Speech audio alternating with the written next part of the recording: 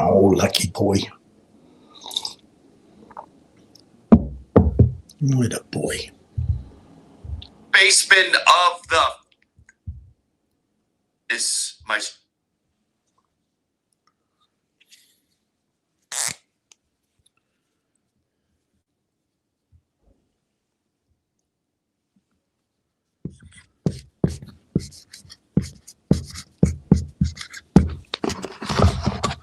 a trade that should have happened, quite honestly, at least a year ago. Arguably 2 years ago, it's finally happened. Nolan Arenado is out in St. Louis, headed to the Arizona Diamondbacks. I have some feelings about this. I will dig into those. I'm going to be What nice. are your feelings? Those of you that have heard my take, my opinion on this whole situation. Right. You had your chance. Oopa. I had a doctor's appointment this morning, so I don't have anything prepared per se. I think I have some leftover things to go over, but we'll just do it as,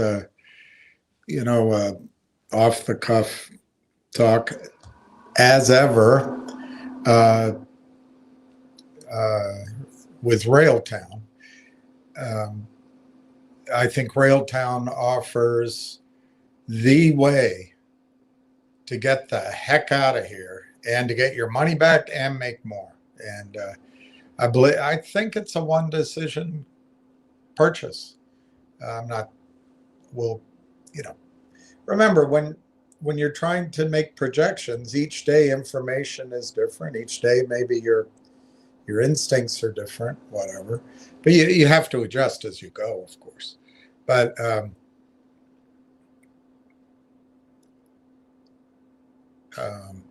think it closed at 26 cents yesterday.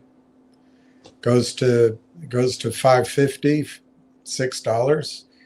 You've got 20x, 25x, and I think in the short run in Railtown, and I think in short run I mean maybe.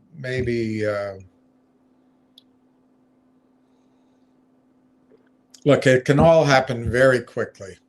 All you need is the story told and the buyer's able to buy, and it's all over. But until then, they're going to crime it on down. But that gives an opportunity to build a position.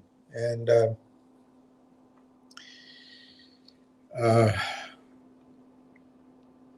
in my mind, I'm thinking about a lot of different things. So I'm sorry, I'm not making much of a presentation. The indications are that my checkup was good.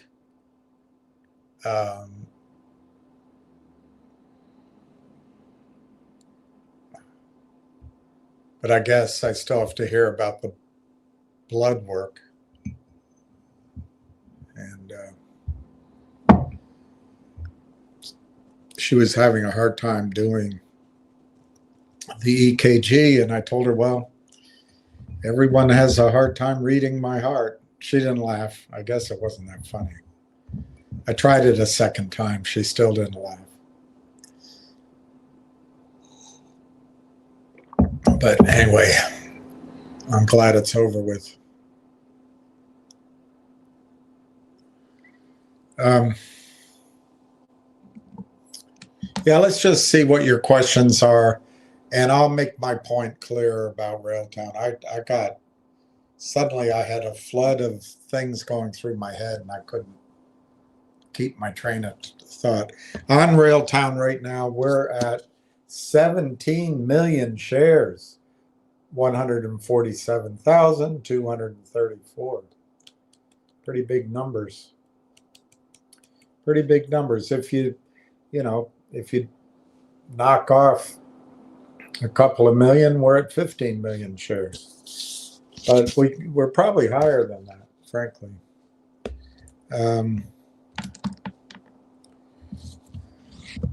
Let's see. I had some notes. from the other day.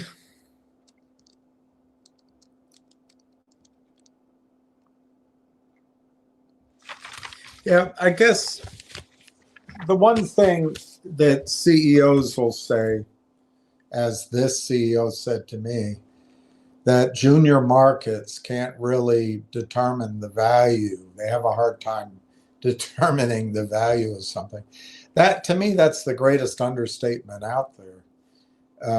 Let me show you something from your friend. I know you care very deeply about him, and he's he's just doing his own due diligence, and he's looking out for you.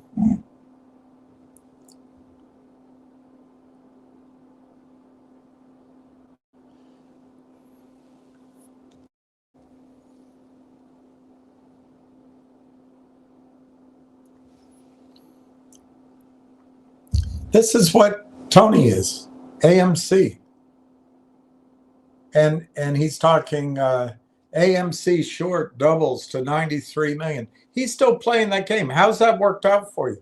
This is either someone who is a dunderdeck or he works with the shorts. Remember Roaring Kitty on this stock or the other one?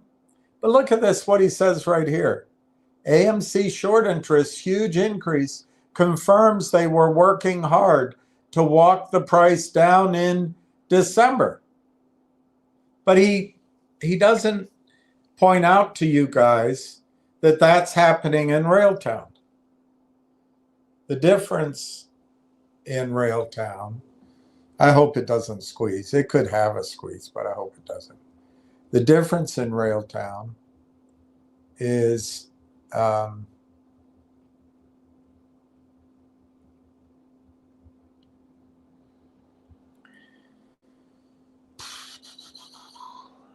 don't know, guys. I don't know how much longer I can do this. I'm going to keep going, but man, there's times that try, and it always is. It's always about money. I had a friend in London. He'd always say that. It always comes down to blanking money. And it's true. It always does. Everything comes down to money. I keep getting these calls and messages. I'm popular. All right.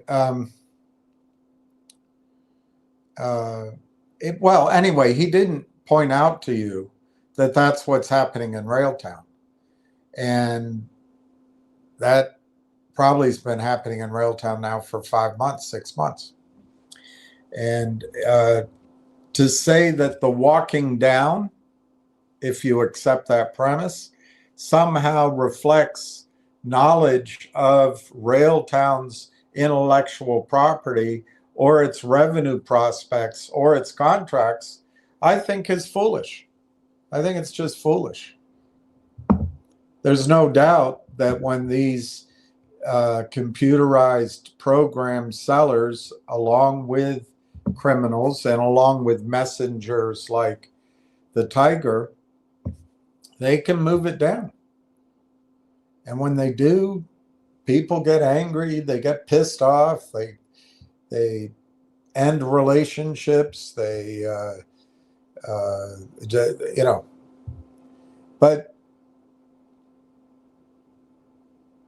I don't know how to say it because I don't want it to be that I wasn't wrong I was wrong to be as early as I was. But I don't know that we would have built that position if I had waited to the second week in December. So there's give and takes.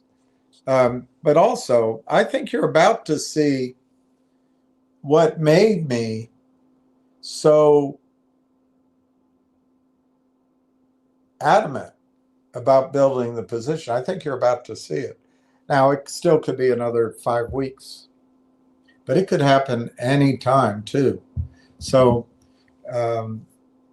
it's just interesting that the Tiger understands what's going on with AMC, but over here, it's due diligence. Guys, if you want to listen to the people that mess with your mind, do it, but you'll never get out of here. You should not be trading these stocks.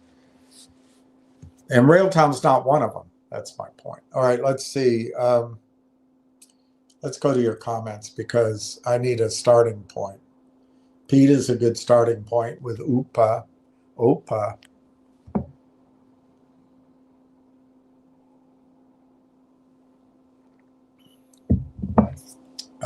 Red Pepperoni's here. And well, a good name.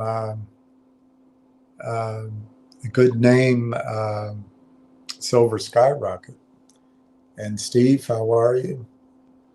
Looks like it was a nice walk. Yeah, I had a bit of a walk and ride on the tube and metro, sorry. And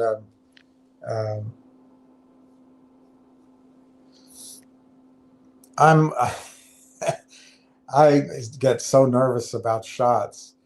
And she saw me. She said, "Stop, stop." Because I was breathing and I was shaking and I was closing my eyes. She said, "Don't do any of that. You're gonna pass out." I said, "Well, maybe I should." She said, "Well, I'm not gonna catch you." And then she said, "It's always the men, always the men." But it was fine. CK Yukon, we'll do it live. Remember that? We'll do it live. F it. We'll do it live.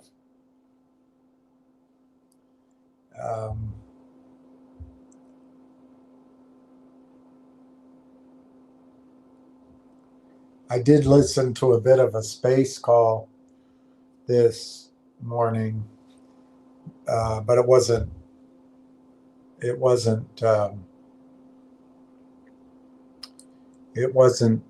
Junk Savvy's. But oddly, the person talking when I tuned in was Junk Savvy.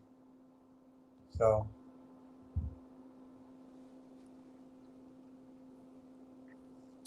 all right, I'm going to skip the next guy. He wants to call your attention to a stock that's trading at 25 cents.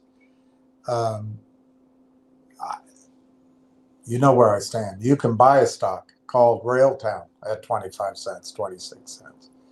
And that's the one you should be buying. You shouldn't be chasing these manipulated stocks. They need you to work their own wonders.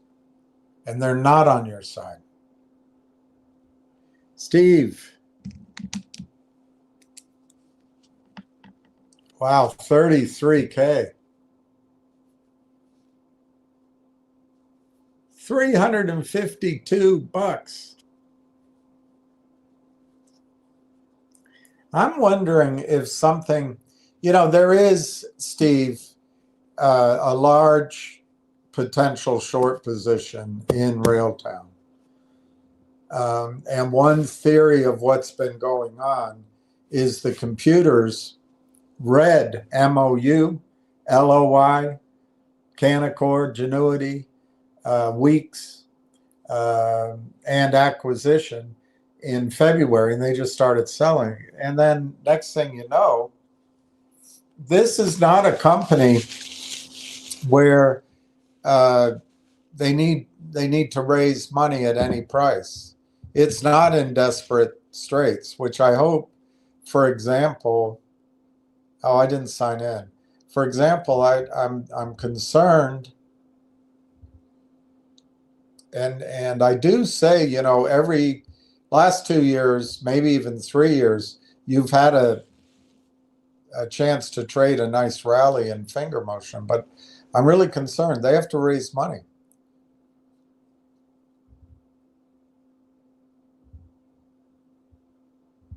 In my judgment. And it might not be pretty. ZJYL is 24 cents. Railtown is 25.25.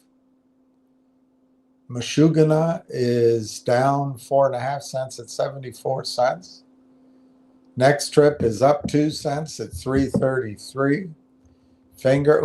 fingers down 4 at 122.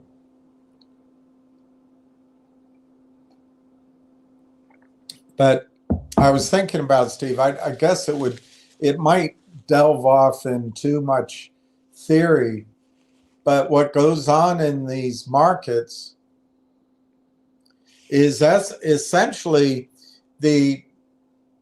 as the Canadians call it, the junior markets. There's no capital formation. And if the SEC would get off the backs of CEOs and bring back fairness and perhaps and there's a whole list of how to do that. Perhaps bankers and attorneys would allow their clients, the brokerage firms, to start soliciting orders down there and building positions.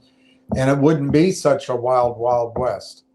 But we used to have 3 or 4 layers of the over-the-counter market, pink sheets being the lowest. But there was even something, as I recall, below the pink sheets. But now, because no bankers, no VC firms, nobody helps raise money, what these criminals do is they sell everything down. They have the money then, and then they give it to the companies. It's a destructive and it's a perverse way of the market adapting to, at a minimum, regulatory indifference, but I think regulatory participation, to raise money for companies, to fund companies. Anyway, Railtown does not have to play that reindeer game. And right now you're in, I haven't come up with another term for quiet period. Quiet period's the wrong one, as it was pointed out to me. But maybe blackout of news and blackout of buying. And so they're walking down, which Tony knows all about, as he points out to you. Beware people that show different faces in different situations. But anyway, as they walk it down, there's nothing stopping it. And for you, Steve, for me, unfortunately, I don't have money right now. It's a great opportunity to build a position. Yes, it's been painful. Yes, I thought it was going to happen in June, July, September, October, November, whatever it was.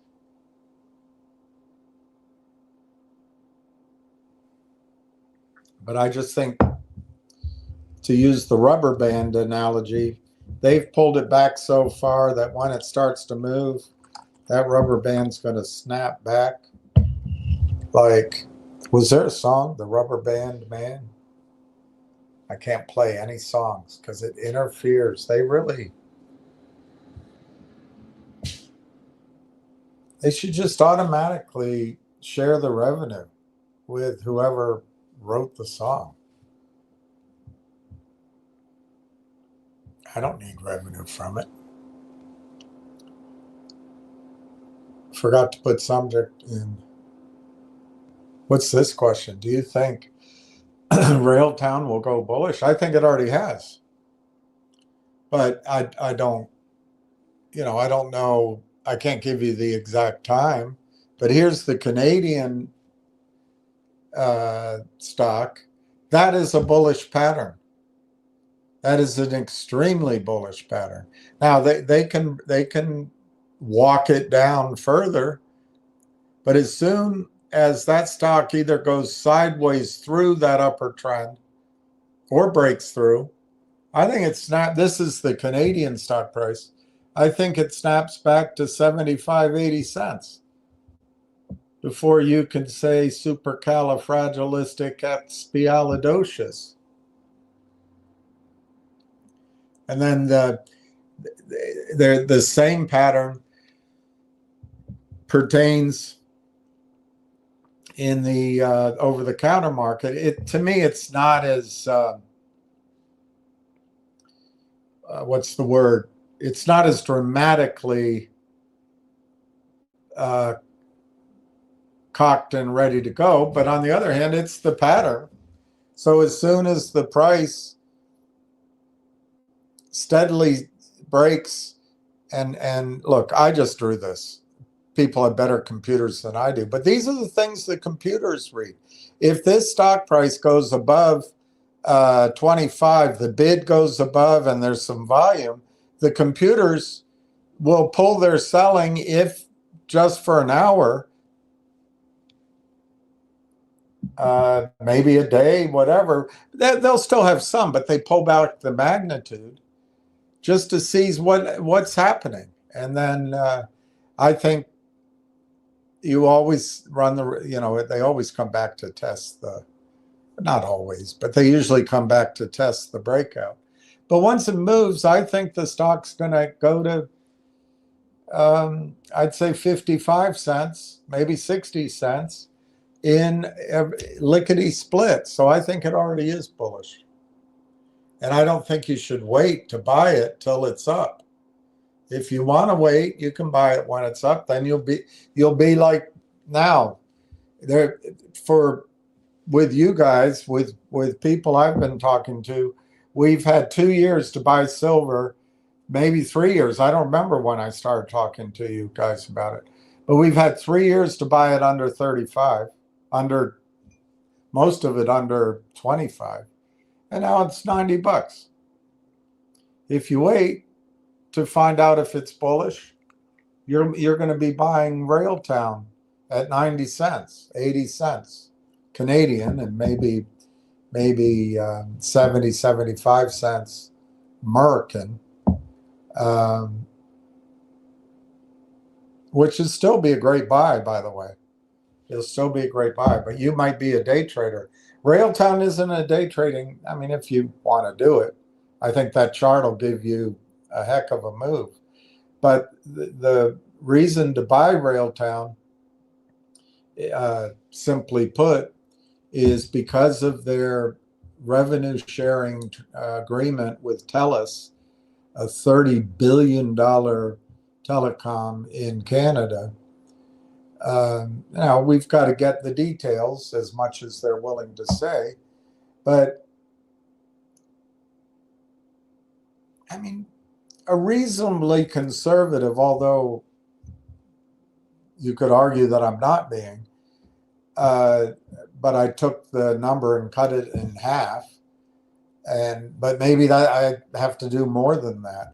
But anyway, its starting point is that over the next 2 years, Railtown's piece of the TELUS data center revenue, as it's going to grow to annual recurring revenue over the next 2 years, and then onward and growing, of $1 a share.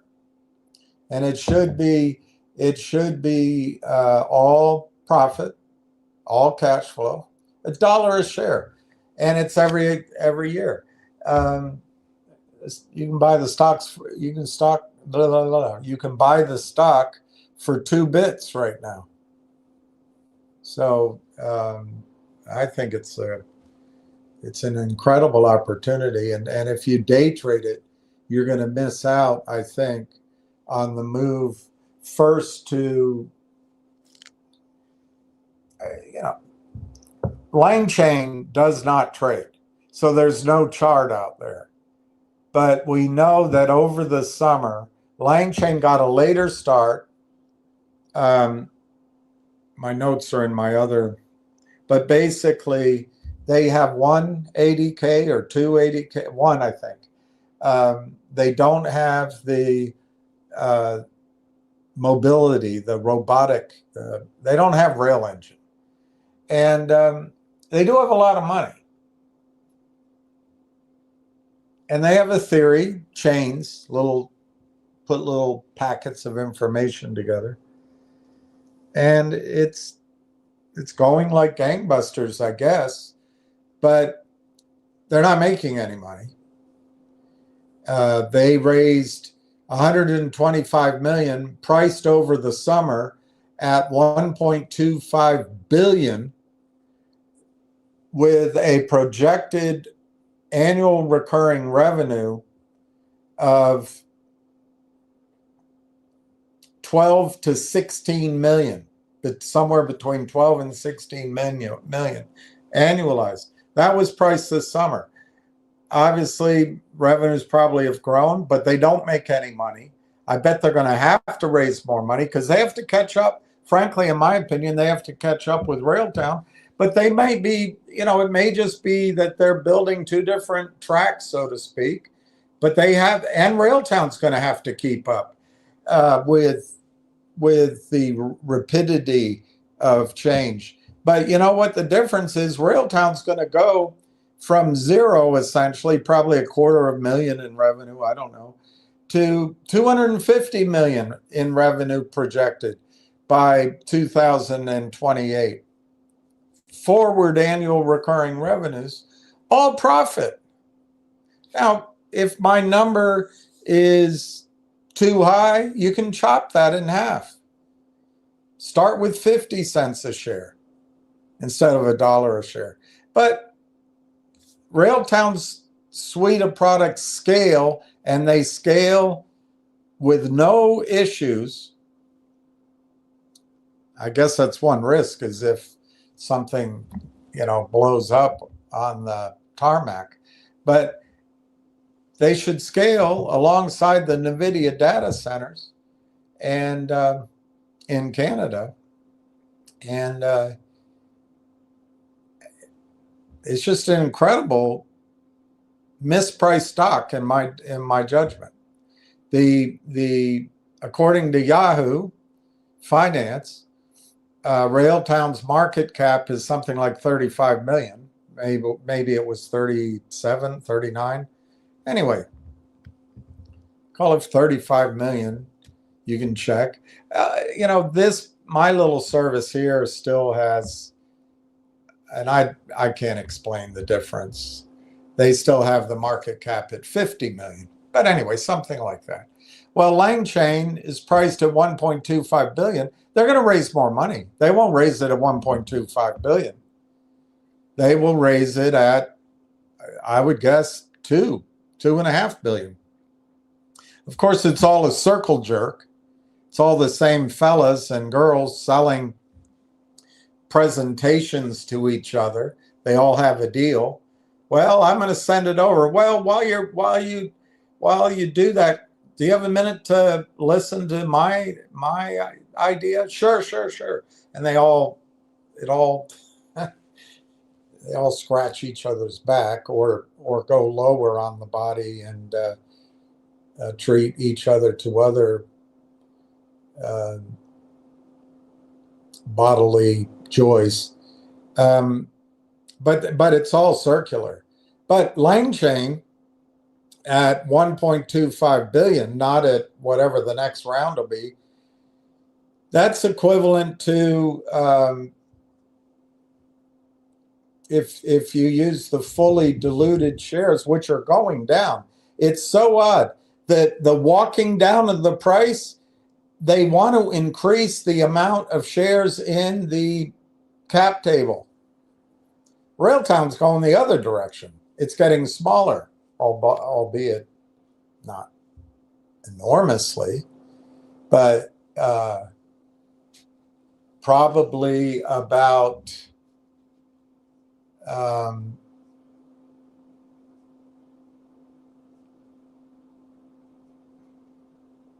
don't know, 7% reduction in the amount of shares fully diluted. It's not going the way the shorts wanted it. But at 1.25 billion divided by 215 million shares outstanding, fully diluted, and we don't know the exact number. That's a $5.81 target. That's US, by the way. That's US, $6 target. So if it goes to 581, the stock right now is under 26 cents. That's 22 times on your money. And you're going to say, well, no, I'm just going to get out. I'm going to take my win when it goes to 80 cents or get out at $1. Tony will be telling you, you guys can't listen. And then he'll want you to go chase AMC's dreams of a short squeeze. Come on. Stop chasing yesterday's girl.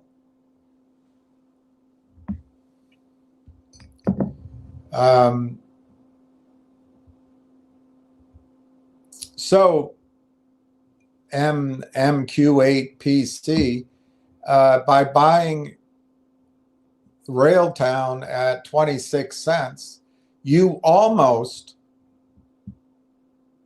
if Langchain's value has gone up, one could say you'll get one multiple a penny. You might get 26 times your money. But at 22, 23 times, 26 times, you have a $6 stock, $7 stock.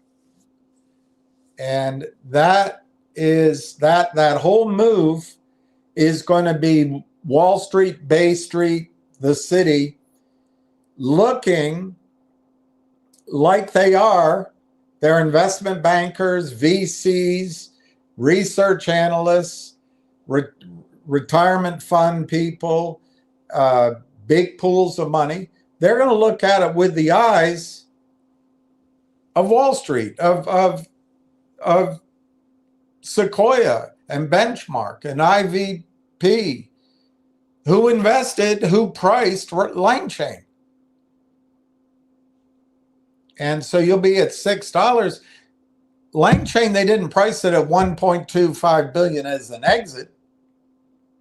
That's just the second rung on a ladder that they're going to walk that stock up, and they're either going to give it to, I don't know, AWS at 10 billion or 20 billion, or they'll dump it in everybody's retirement accounts through an IPO at 40 billion or 50 billion.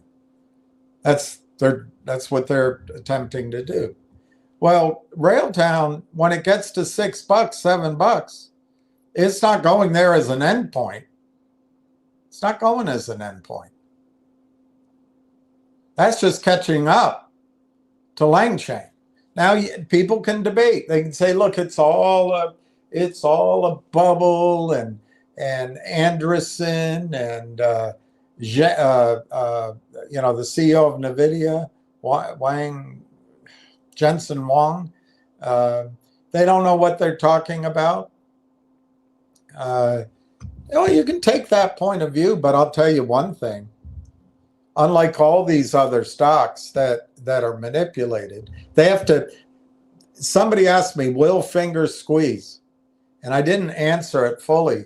But finger will squeeze when the guys down in Puerto Rico and the guys in KL and Hong Kong get together and they say, you know what? We can put 50 million in an account down in the Bahamas to give access to the trading desk to use it to run their buy program. We can pay the broker or the whatever you want to call it, the trader, 5 million. He'll just put it in his pocket and he'll turn on his computers to cheat all around the world. Ping, ping, ping, ping, ping. And they'll be cheating. They'll be colluding. They'll be breaking the law. But it's all offshore. And if they can hide it well, they can get somebody out there saying, you got to buy finger motion. Buy finger motion. Well, with your money coming in and other money's coming in, and this big pool of money spinning around looking real, the short computers don't know what to make of it. And at first they just try to beat it, but they can't beat it down, so they back off. And if the wave continues, you could get a manipulated squeeze of some kind. But man, you're asking a bunch of wealthy men to break the law, number one. Number two, you're hoping it'll work. And it could, but it's just, I'm not picking on Finger. It could be another stock out there. It's just somebody asked me. With Railtown, has nothing to do with any of that. It's just a matter of the story. I should have had a V8. It's just the story needs to be told. There are big institutions and wealth advisors and pools of money up in Canada who know the story, but they can't buy it. Why? Because I wish there was a word for it. But since February 8th, the company has been in a news blackout because they were in the middle of a merger. And then it turns out that even bigger than that, they had entered into an agreement with TELUS that on a timeline has extended the news blackout and the inability of institution and big buyers in Canada who know the story to buy it. But then you're relying on who knows the story. There's no research out from Canaccord that's on their restricted list, I'm sure. No brokers are talking about it. It's a 25-cent stock.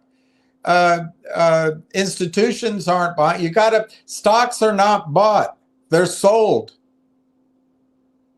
Steve would not have purchased this stock unless he somehow heard something that sold the idea to him. Stocks are sold to their investors, and right now it's not happening. So the people who know the story can't buy, and then there's just widespread ignorance on the story. And then there's pretenders like the Tiger who I believe front for the shorts, whether intentionally or not. He could just be a tool, a sap. I don't think he'd like to consider himself that. Or he knows what he's doing.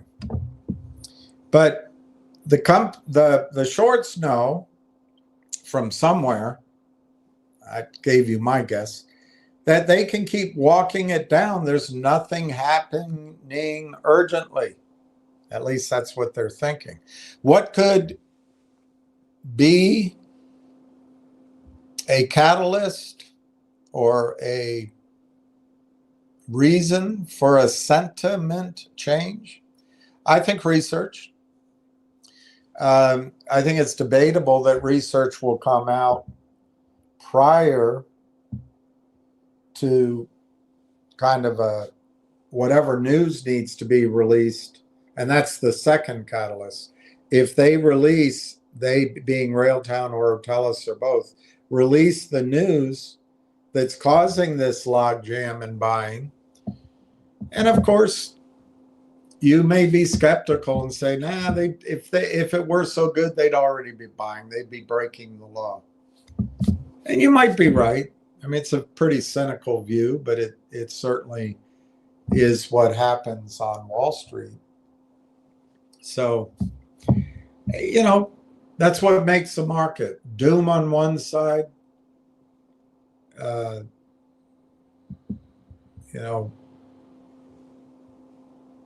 endless optimism on the other, and somewhere in between. But anyway, once Railtown gets to $6-7, if you treat that as a time to exit, which it's a great trade, but I don't think Railtown is a hot stock. It's not one to trade. Now we'll have to follow it and read the tea leaves. But if it gets to that, that's valuing the company, if it gets there, at $1.25, at $1.25 billion. Well, if LangChain has gone out and raised money at $3 billion, $2.5 billion, it's undervalued maybe. I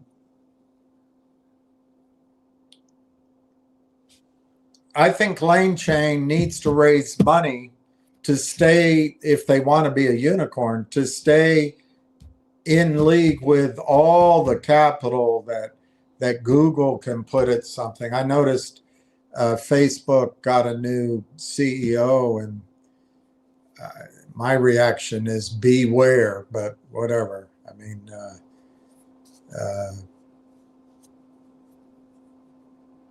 others might say lean in, but maybe Facebook isn't the one that would buy it. But anyway, I think the company will be, Railtown will be purchased. So LangChain needs capital to keep up with the spending of a Facebook or the spending of a Google or a spending of a Microsoft even. And I think from Railtown's standpoint, they can't do that all on their own.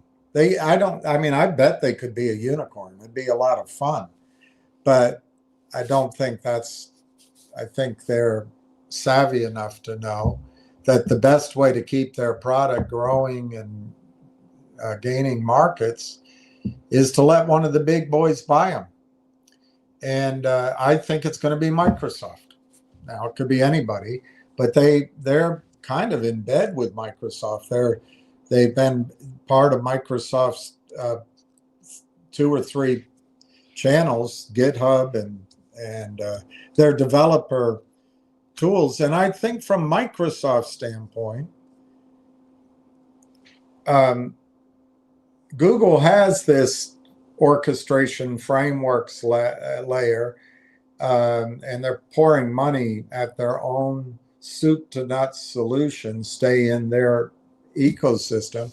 I think Amazon, I was told, uses many, possibly more than just LangChain, but they have an agreement, non-exclusive, to try to use LangChain. But Microsoft doesn't have this layer. Now, it's all rapidly evolving, so any information you have could be wrong at any time. Be updated at any time. But I think from Microsoft's standpoint, Microsoft is the world's software developer toolkit. Bar none, they're the biggest in the world. There's nobody that comes close.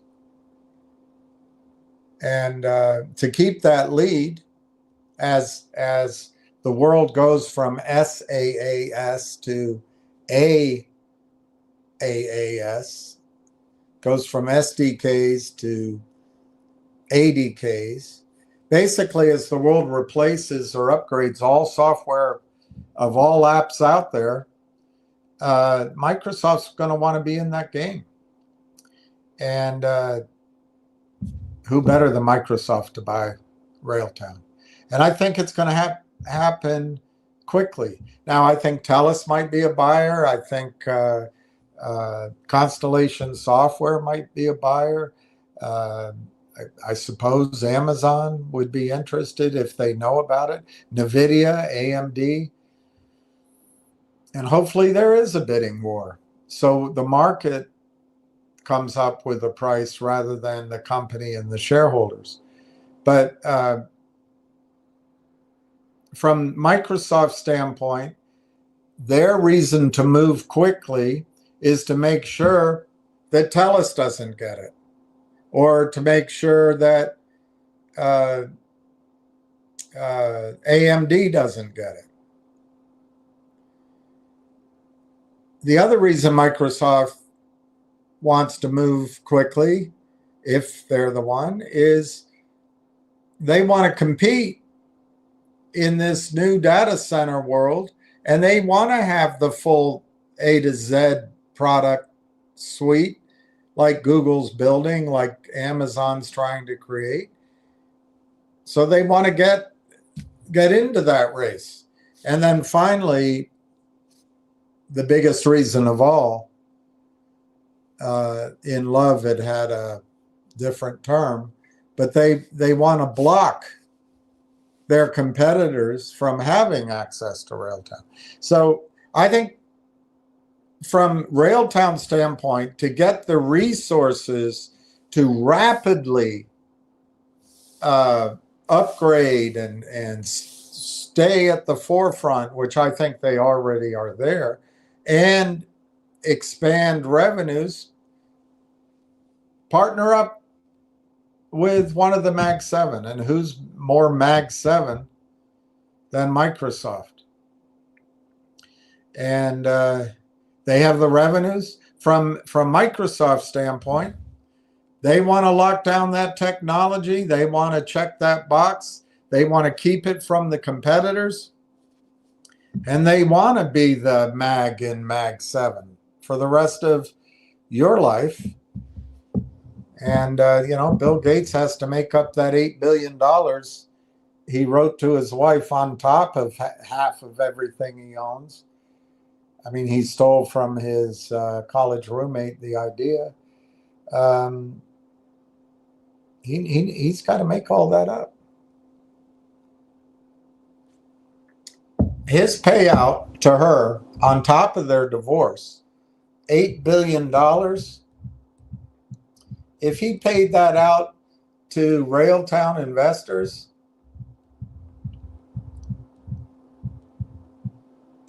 we would get, on $8 billion, we'd get $37 a share. So she got from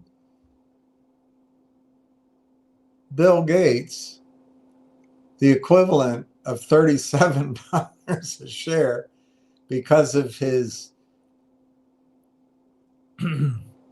time spent with Epstein.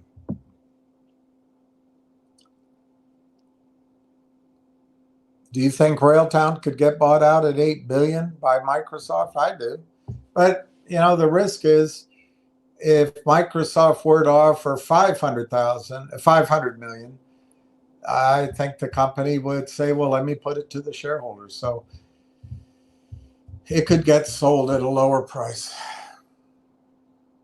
I think the revenues are going to come to the Railtown products that justify huge values.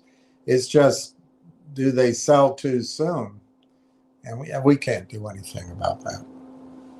CJ Yukon, if it squeezes, wouldn't we take profits and then reinvest once it drops down and build from there, once the shorts are gone?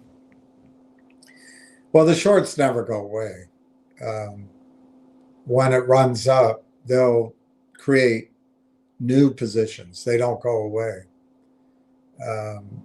That's how GME and AMC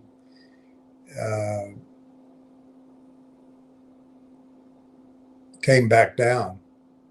So the shorts, wherever it runs up, shorts will create new short positions all the way down. So whatever they lose on the way up, theoretically, with one run, they can make it on the way down. If they don't, they'll go higher Roaring Tiger or Tony Kitty, and they'll get them to pump it up, and then they'll bring it back down. They'll do it a few times. So the shorts aren't going to go away in that environment.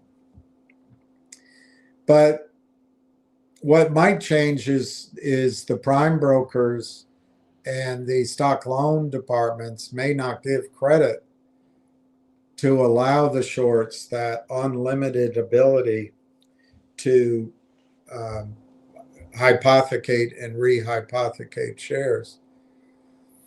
And if that happens, even if the shorts are in there, they might be operating with less of a sledgehammer and more of a ball peen hammer. And, they have to be nimble instead of, just overwhelm the whole space with their ability to sell endless shares. I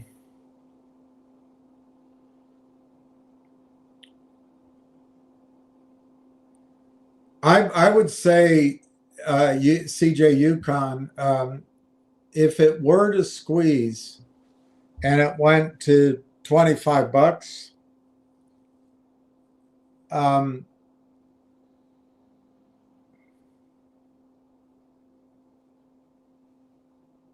I mean, obviously, everybody's got to do what they feel is right, but it's going to be tough, because if you get out at 25, hoping to get back in, it may be that you can't. Even if it comes down, you may think it's going to come back to 10, but it might not. It might just go back to, 15. But the amount of shares available may not be equivalent. So in other words, if you sold 50,000 shares, or let's do 100,000 shares at 25, and it pulls back to 15, I assume that's 2.5 million. And then it comes back to 15. You just want to re-enter your same position, book $1 million in profit. Number one, you're paying taxes.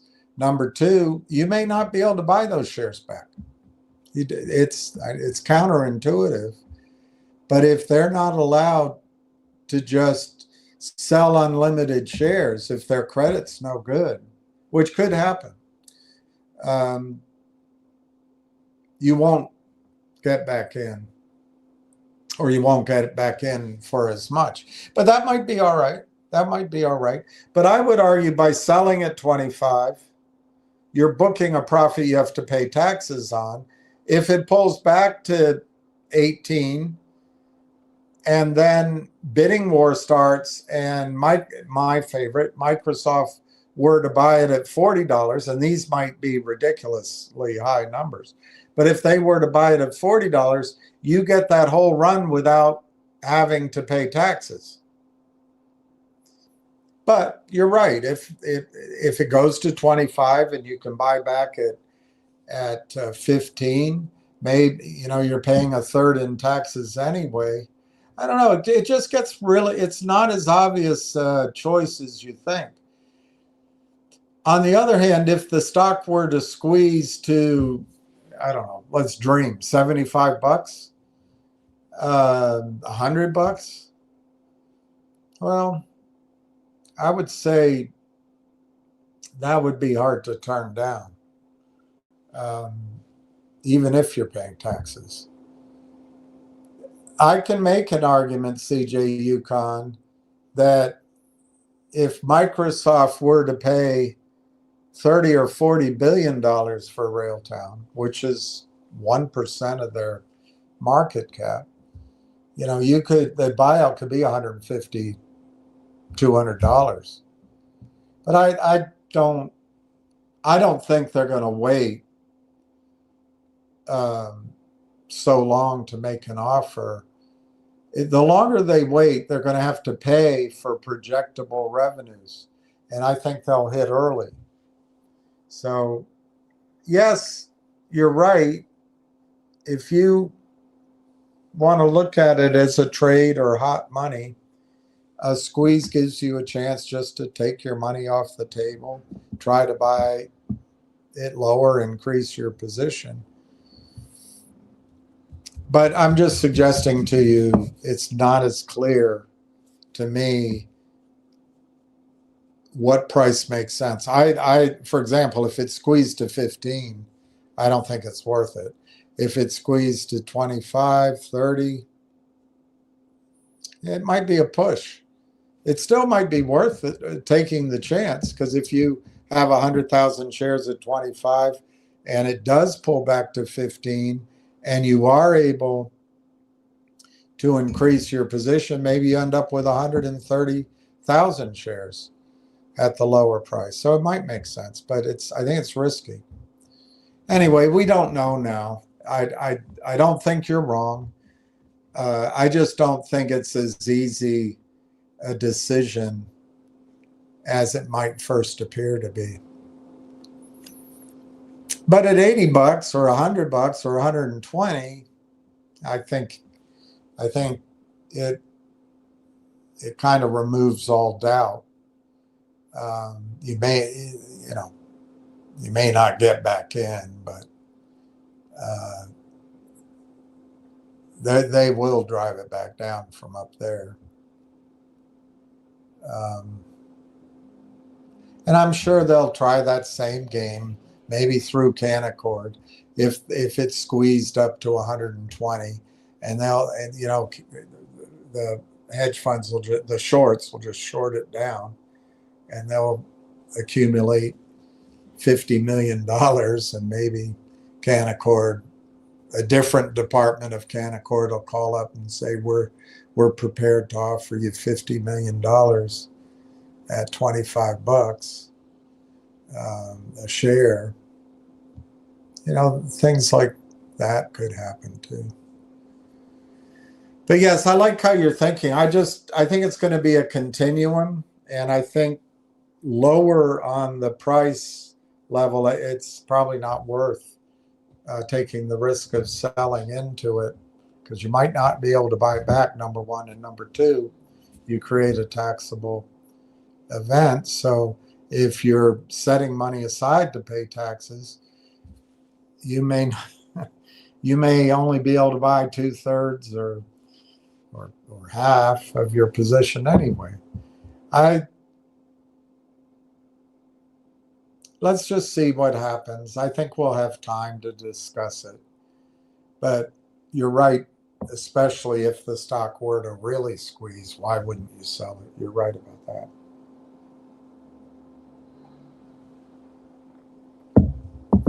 Silver sky rockets in flight. What is up with the account glitches? Maybe it's just showing that people are worried. I don't know.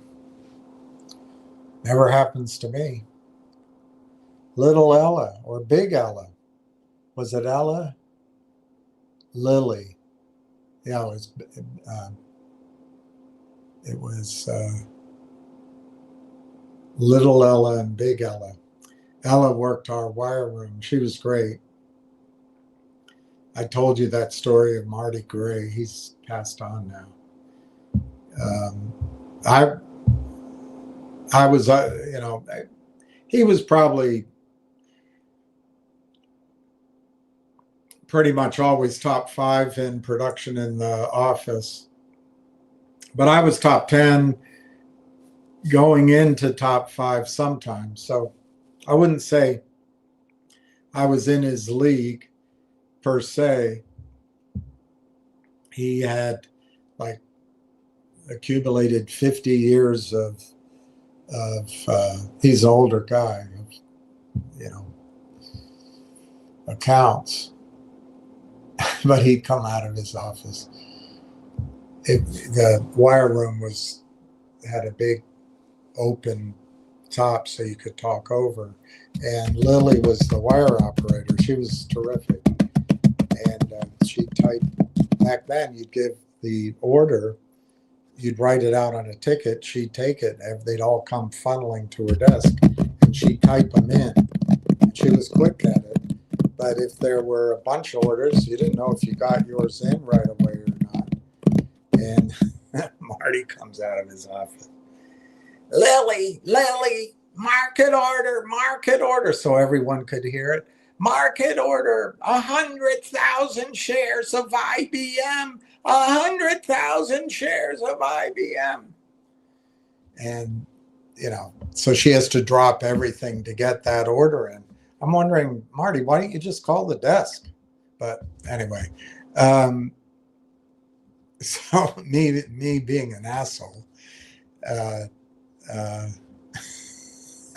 while he's still standing there watching, watching her to make sure, looking over to make sure she'll type his order in first. I came out of my office and I went, Lily, 100 shares of Bank of America. Lily, 100 shares of Bank of America. I've got to sell 100 shares of Bank of America. He looked at me like I was a jerk. She smiled, though, and Ralph smiled, and Vern smiled, and Joan smiled.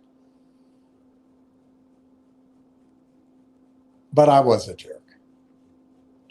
But anyway, her name was Lily, and she had a daughter who came in from college, beautiful young daughter named Ella. And we used to call her, she interned for a while, and we called her Little Lily. And when she went back to school, I started calling Lily Big Ella. So anyway, I see your name's Ella. That took me down that set of stories. How are you, J. Ella? Good afternoon. Big Ella. Akira Nova. Hi, Akira. That's it. You're right, Steve. The Spinners and the Rubber Man Band. Yeah, I don't want to play it because they'll hold up everything. Any amount of quid coming to me, they'll put it in on endless hold. They must make a lot of money.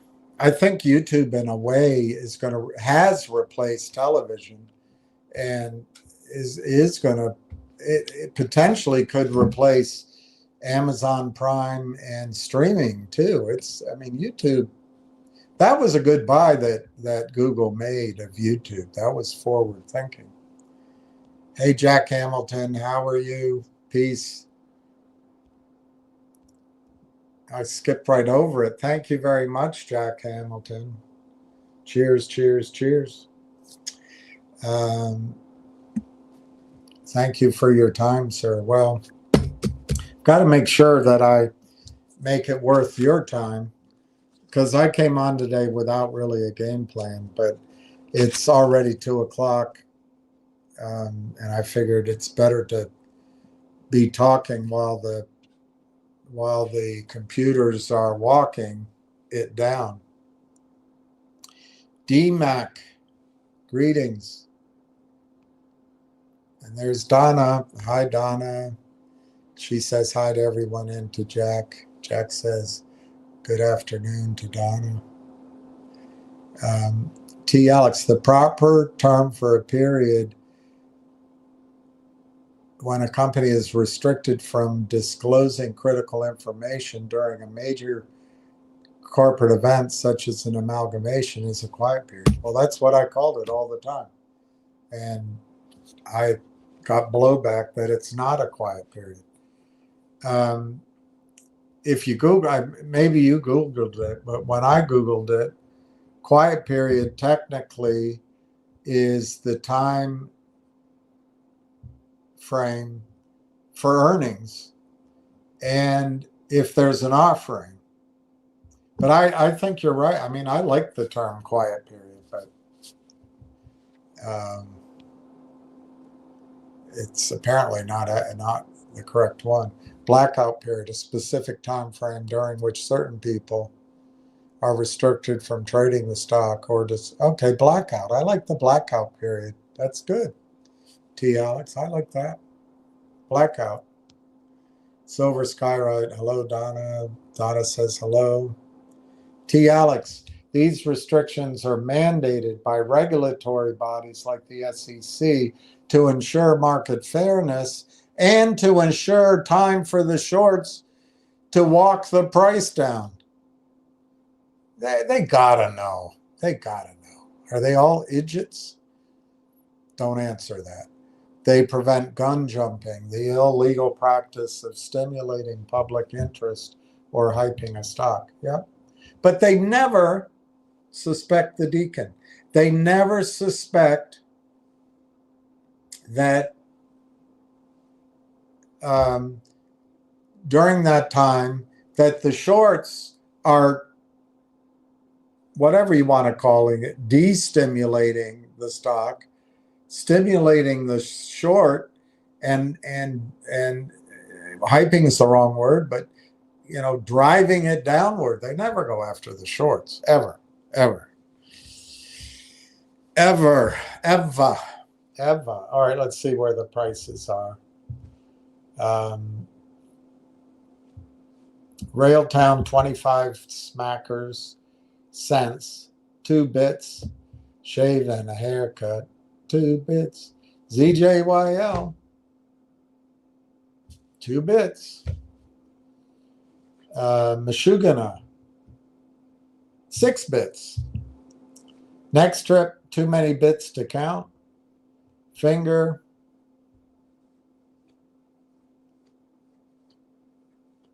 $121.92.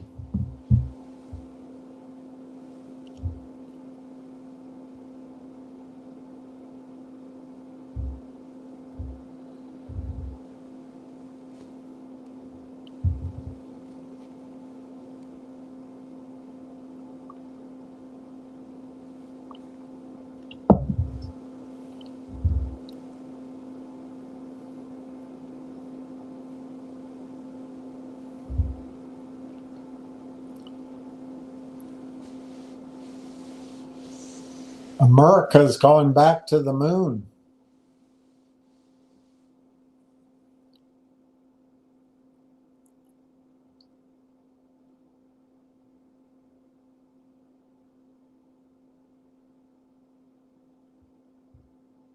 Bill Clinton didn't go to Congress today.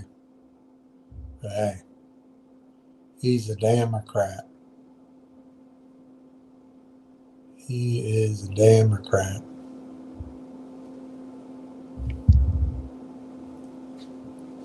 Oh boy, Scott Adams died today. My brother listened to him a lot.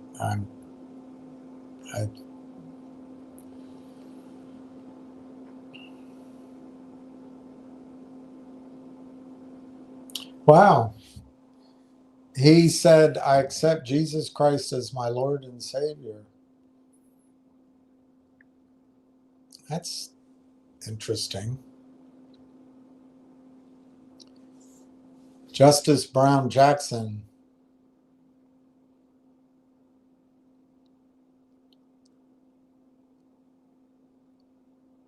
The lovely one. God, the news is so self-centered to America.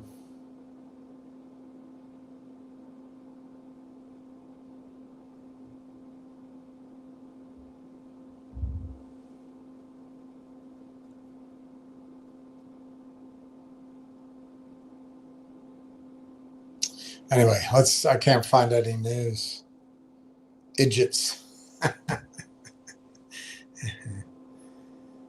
Yeah, PSLV up 82 cents. Yeah, I was thinking about that all night. I wish I didn't know it was $90 an ounce. I had a whole strategy laid out to buy a lot of silver at $25, $30, $35, and just money never came in time. So,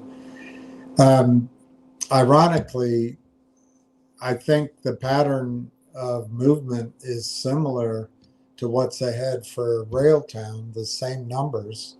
Obviously, silver's price is in dollars and Railtown's is in pennies. But I think it's going to be a similar move once it starts. And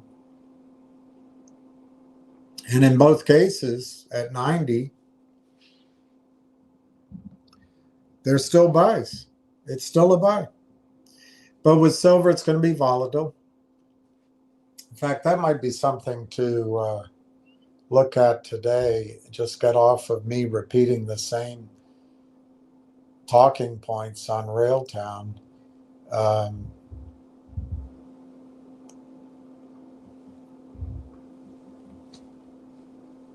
January 2026.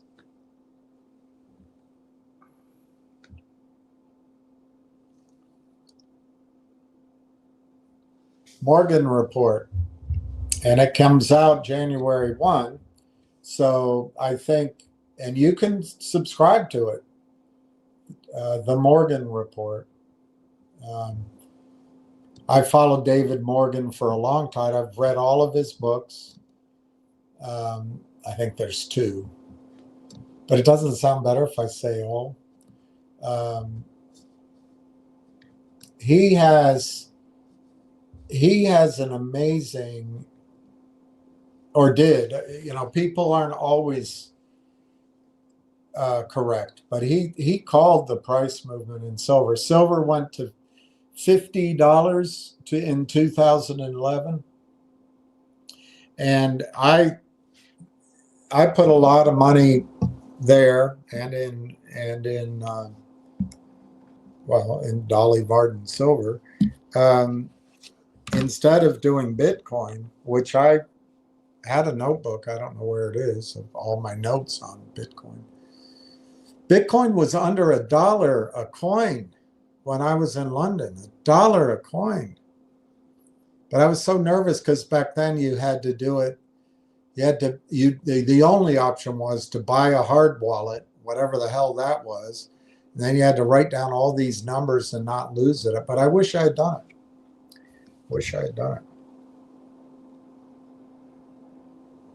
But anyway,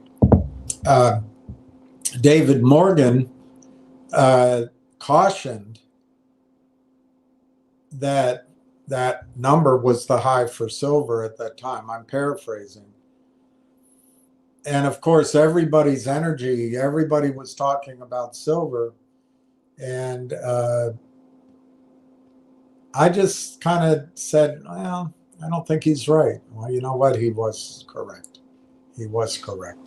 Silver went down from 2011 until this year.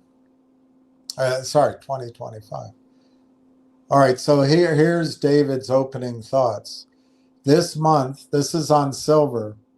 This month we have much to cover as the precious metals performed so well last year, with the white metal, plural, soaring above the yellow one by the end of the year.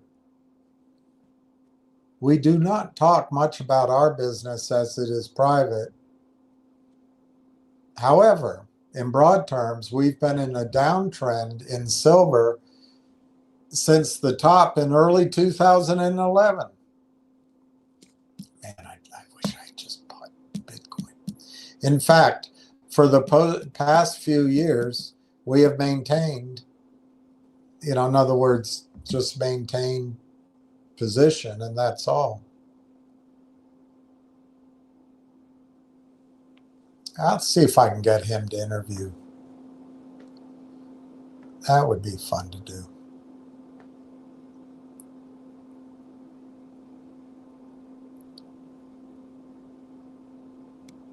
Yeah, I agree with this. See, he's so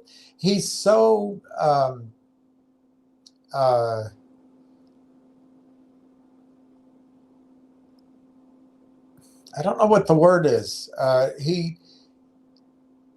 His experience keeps him from being swayed by the hubbub out there. He says there is so much disinformation, misinformation, and misunderstood commodity terminology that many knowledgeable resource investors are not sure what is fact and what is fiction. Bear in mind that much of the most sensational videos that you see are totally based on AI input, and it's truth mixed with fact.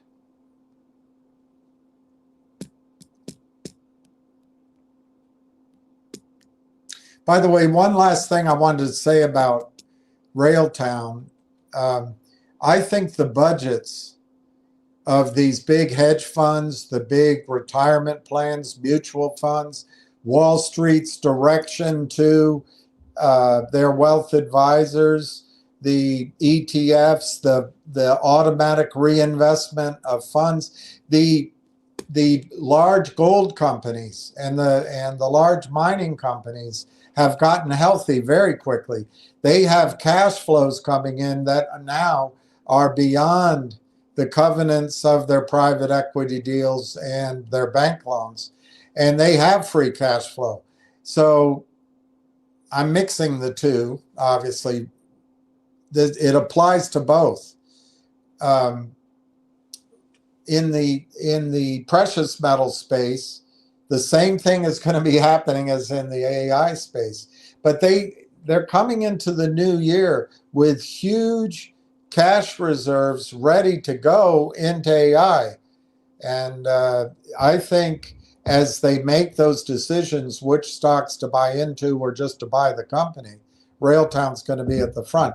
That's also going to happen in the precious metal space. And I predicted that for precious metals last year. I'm not sure it really kicked in until the middle of the year there. Anyway,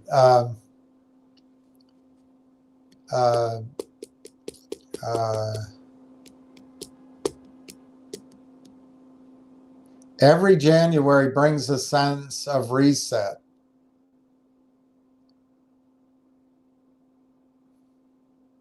Markets mark the calendar with new assumptions, new forecasts, new narratives. Investors look for clarity.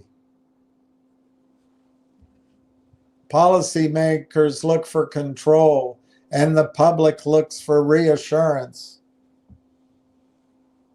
that the future will somehow resemble the past.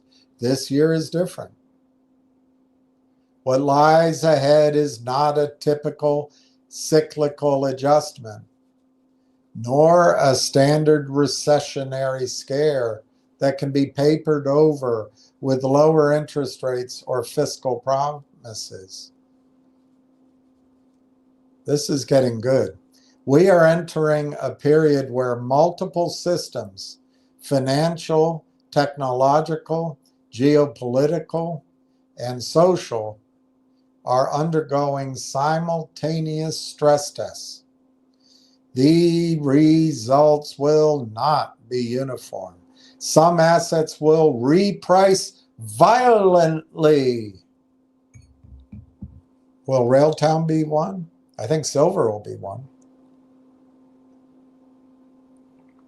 Some institutions will fail quietly.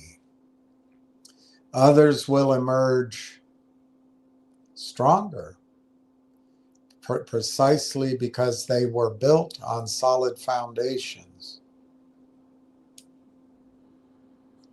Our job, as always, is not to predict the headlines, but to understand the structure. The bond, he's smart. I've warned you. All comes down to the bond market. The bond market, the quiet epicenter. If one market deserves far more attention than it receives, it is the bond market, specifically U.S. sovereign debt and corporate credit. Yeah. The U.S. Treasury market is no longer functioning as a risk-free benchmark in the traditional sense. It remains, quote-unquote, risk-free only in nominal terms because it is backed by currency creation. In real terms, bondholders are exposed to purchasing power erosion, duration risk, and political risk. That last risk is new and is poorly understood in Western markets. For decades, U.S. Treasuries were viewed as the ultimate neutral reserve asset. They were liquid, predictable, and critically apolitical. That perception changed when the United States and its allies froze Russian sovereign reserves. Victoria Nuland, Hillary Clinton, Anthony Blinken, breakfast at the White House, Biden,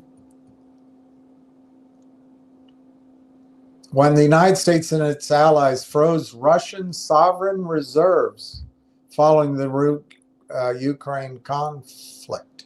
Whether one agrees with the action is beside the point. It's the precedent that matters.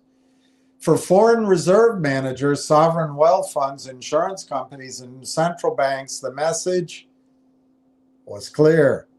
United States treasuries, when women are in charge, oh, I shouldn't say that. It's the men too. United States treasuries are no longer immune to the risk of confiscation. What an idiotic thing to do. What a way to shoot ourselves in the foot.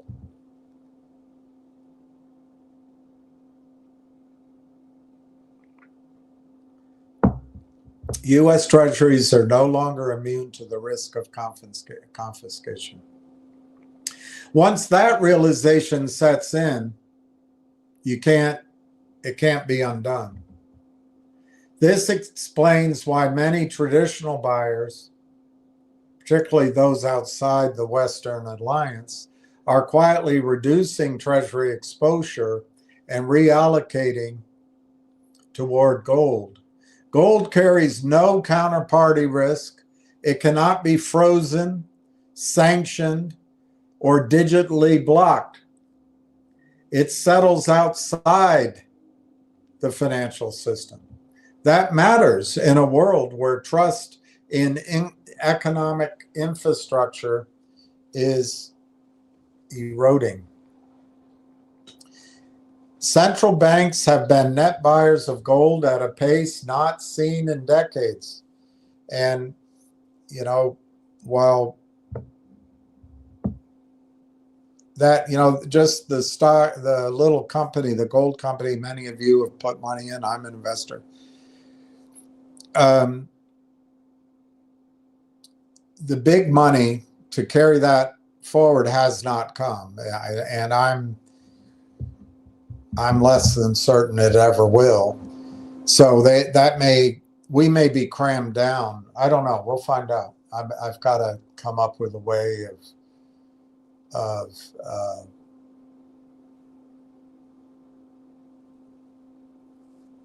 resolving that.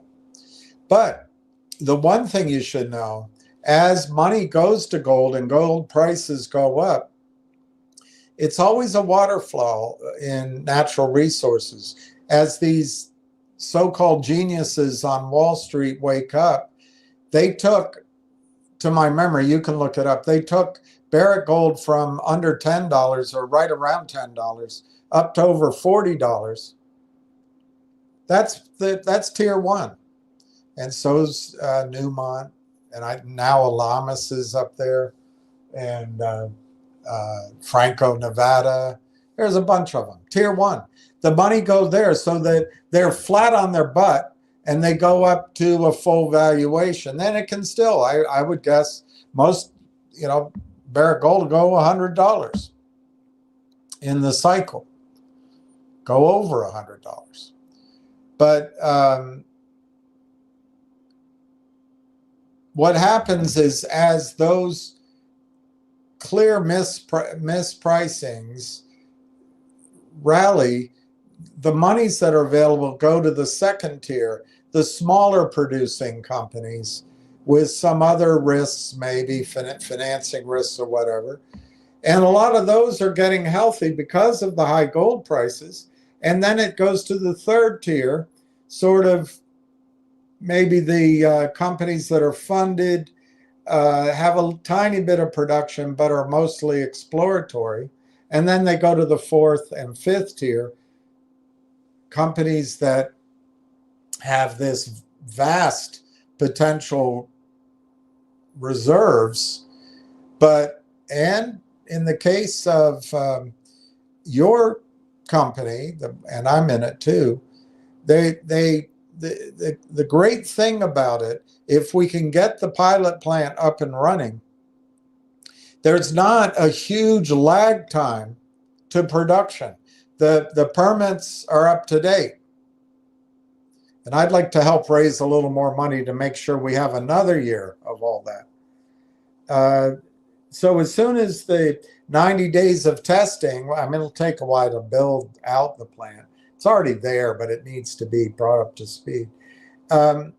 If everything works, it can go into production. But that waterfall of monies will come to a company like yours and mine. And, you know, a big company will come buy it, or a private equity group will come in. They won't hesitate. They'll just come glom onto it. They know it's, you know, 4 cents. They'll buy it. They'll price it out to the market at $4 or whatever the market can bear. They'll take it all for themselves. We've had a chance to come in there, but for some reason, I don't think it's anybody's fault. I think it's bureaucratic. There's been this enormous delay, and I've got to get on top of that. It's been very stressful because I've a lot of year-end phone calls. But that's what's exciting about your investment. The gold companies and the gold investors can see it, even if you don't, or new money can't see it. They would come in and they'll like the story. And in many cases, they'll go buy, same reasons as could happen with Railtown. They'll come buy it so one of their competitors doesn't get it. They'll buy it, put it on the shelf so that they can put it in their presentations. Or they'll come buy it and they'll combine it with their gold strike complex, expand their reserves, and start printing money. First you get the money, then you get the honey.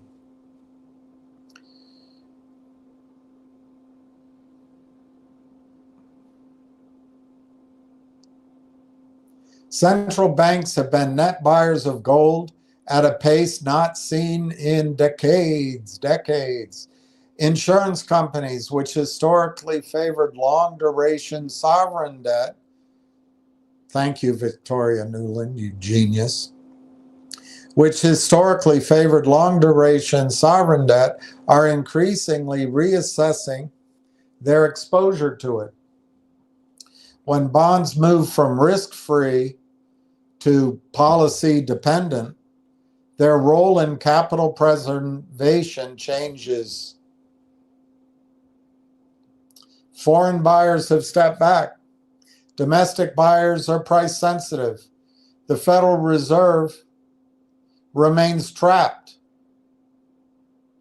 between inflation credibility and financial stability. This tension will not resolve cleanly.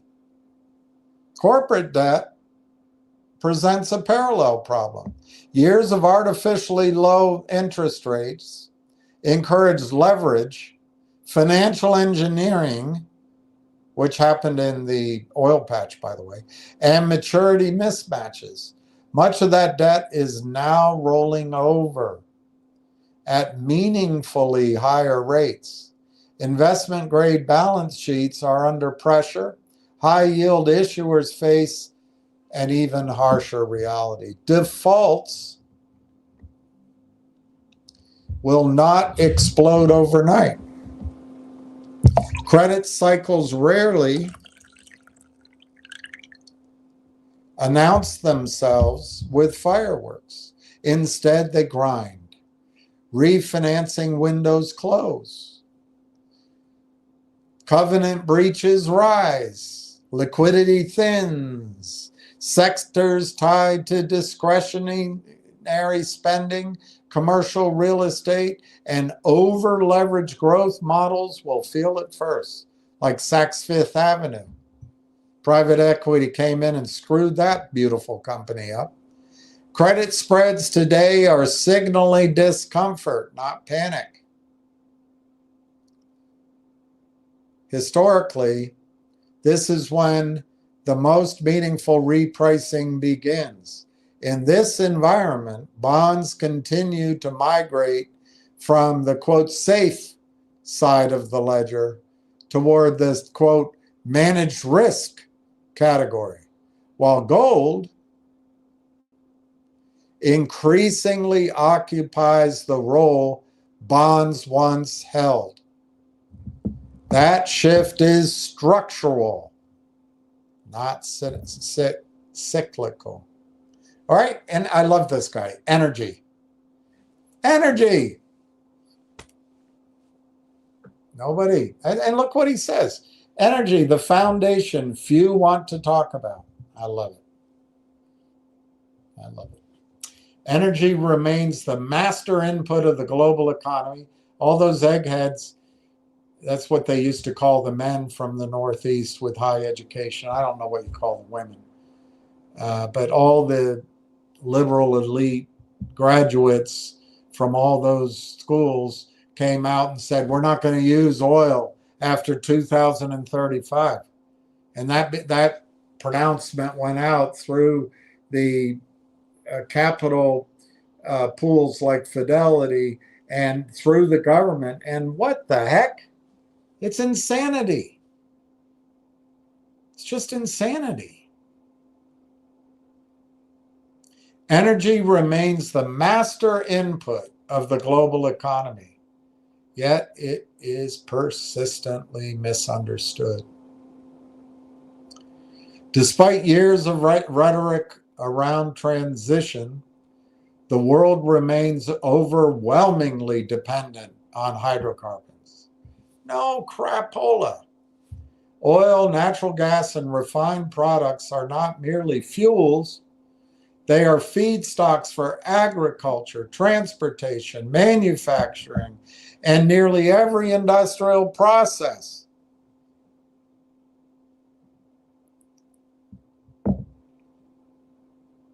Underinvestment over the past decade, driven by policy uncertainty, capital discipline, and ESG pressures, has left supply tight.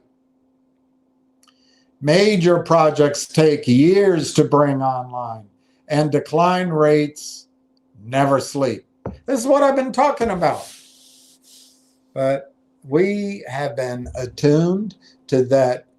You know, the markets, one could argue in the past, markets had price discovery, but our current Wall Street-based markets seem more like a Soviet Union, a communist China brain trust on top, pricing everything. And it's out of whack. Major project takes years to bring online, and decline rates never sleep. I have a project I want you guys getting into. I just don't know it's going to wait. I want to lock it down. And I tell you, income from oil and gas. Anyway, let's move on without talking about what we could do.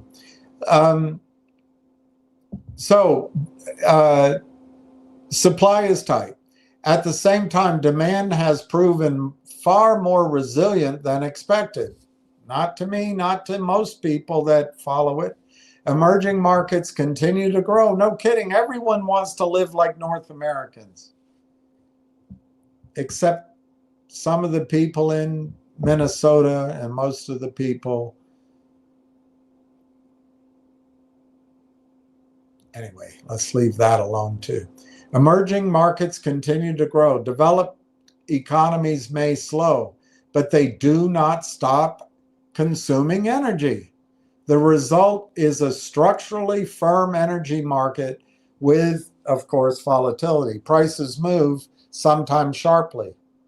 But the long-term trend in energy is clear. Scarcity is real. And slogans do not solve the problem. Brilliant.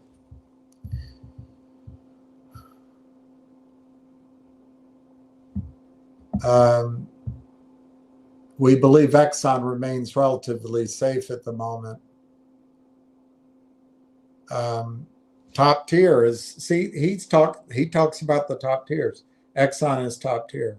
Probably Exxon's the only one you need to own, but Chevron is great. Down a little bit, maybe APA. Anyway,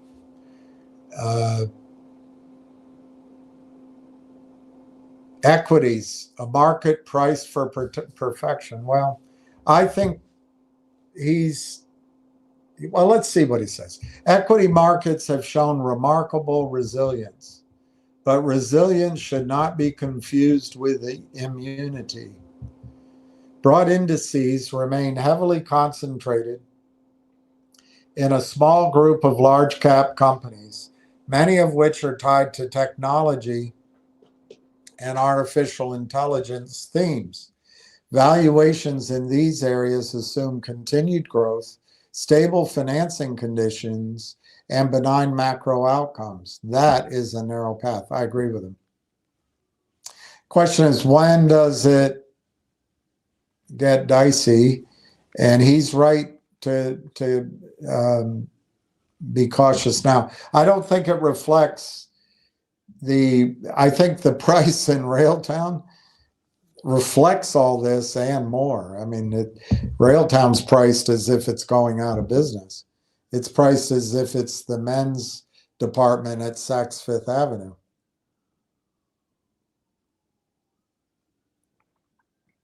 This does not mean equities will collapse tomorrow. Markets can remain elevated longer than logic suggests.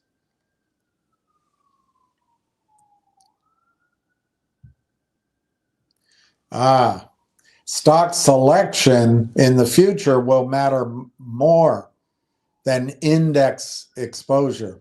It's a good point. Companies with strong balance sheets, real cash flow, real and tangible assets will increasingly differentiate themselves from those dependent on leverage and optimism and the brainiacs in private equity.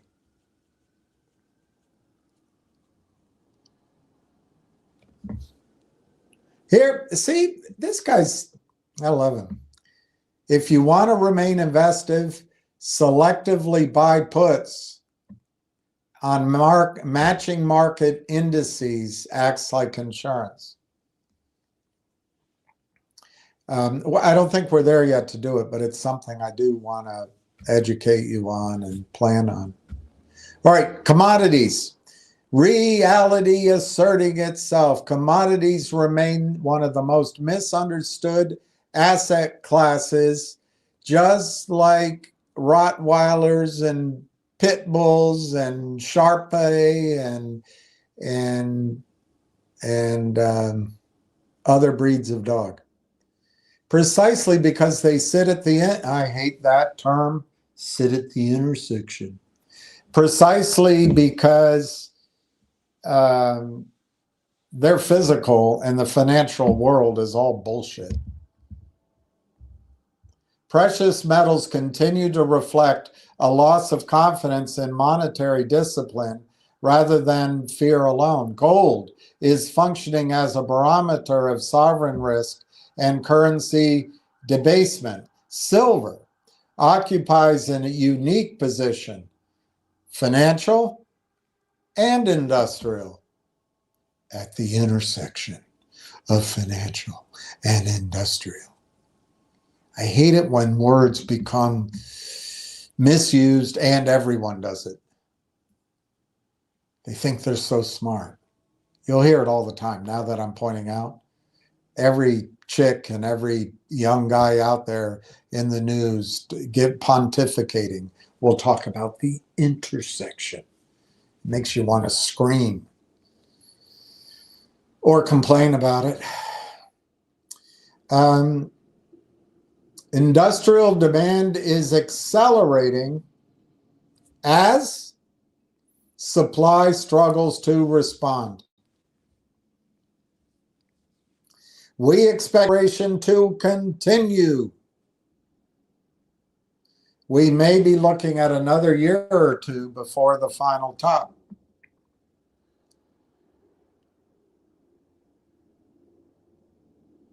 We seem alone in that assessment. I wonder what he means by that. I see a lot of people calling for silver to go up.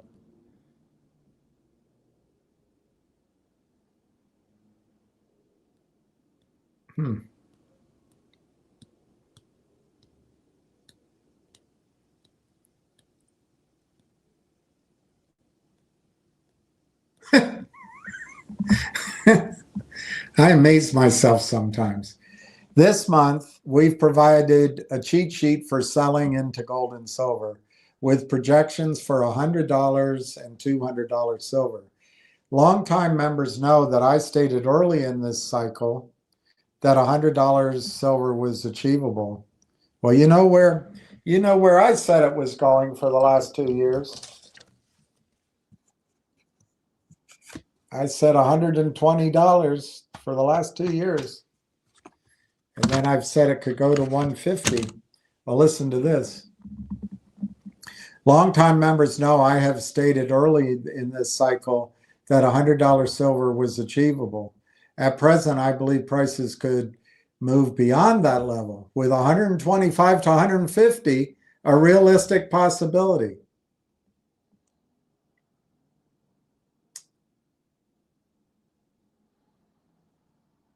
That said, focusing on a specific paper price can be self-defeating.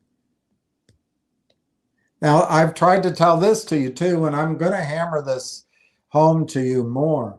Most of us do not want to exchange something precious for fiat currency.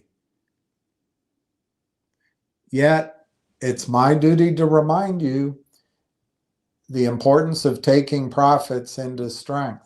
And this is what he did, well, now 15 years ago. I wish I'd listened to. And I think he's good at that.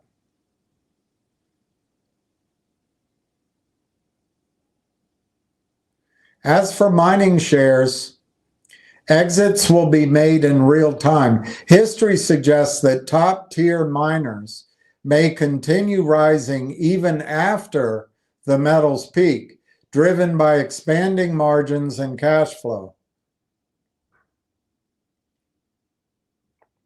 Then he talks about agriculture commodities. I'm going to skip it. It's energy. Remember, Jimmy Rogers says in the future, farmers will drive Maseratis and stockbrokers will drive taxi cabs. Technology without illusion. Technology, robotics, and artificial intelligence will undoubtedly reshape productivity, labor markets, and daily life. But the future will not unfold evenly, that's true, or painlessly, that's true. Robotics, the demographic imperative. Women aren't having kids, so let's create robots. No, I made that up. Let's see what he says. Robotics adoption is accelerating fastest where demographics demand it. Japan stands at the forefront, not because of ideology, but because of necessity. With one of the world's oldest populations and a shrinking workforce, Japan has embraced automation across manufacturing, logistics, healthcare, and elder care. Time to change the diaper. Beep. Japan already accounts for roughly 45% of global industrial robot installations. And the trend is set to continue for decades. South Korea, Germany, and China follow closely, each driven by labor shortages, rising wages, or strategic self-sufficiency. This is not a short-term cycle. It is a multi-decade trend, likely lasting 20 to 30 years, as aging societies attempt to maintain productivity with fewer workers. The social disruption will be significant. Jobs will change faster than education systems can adapt.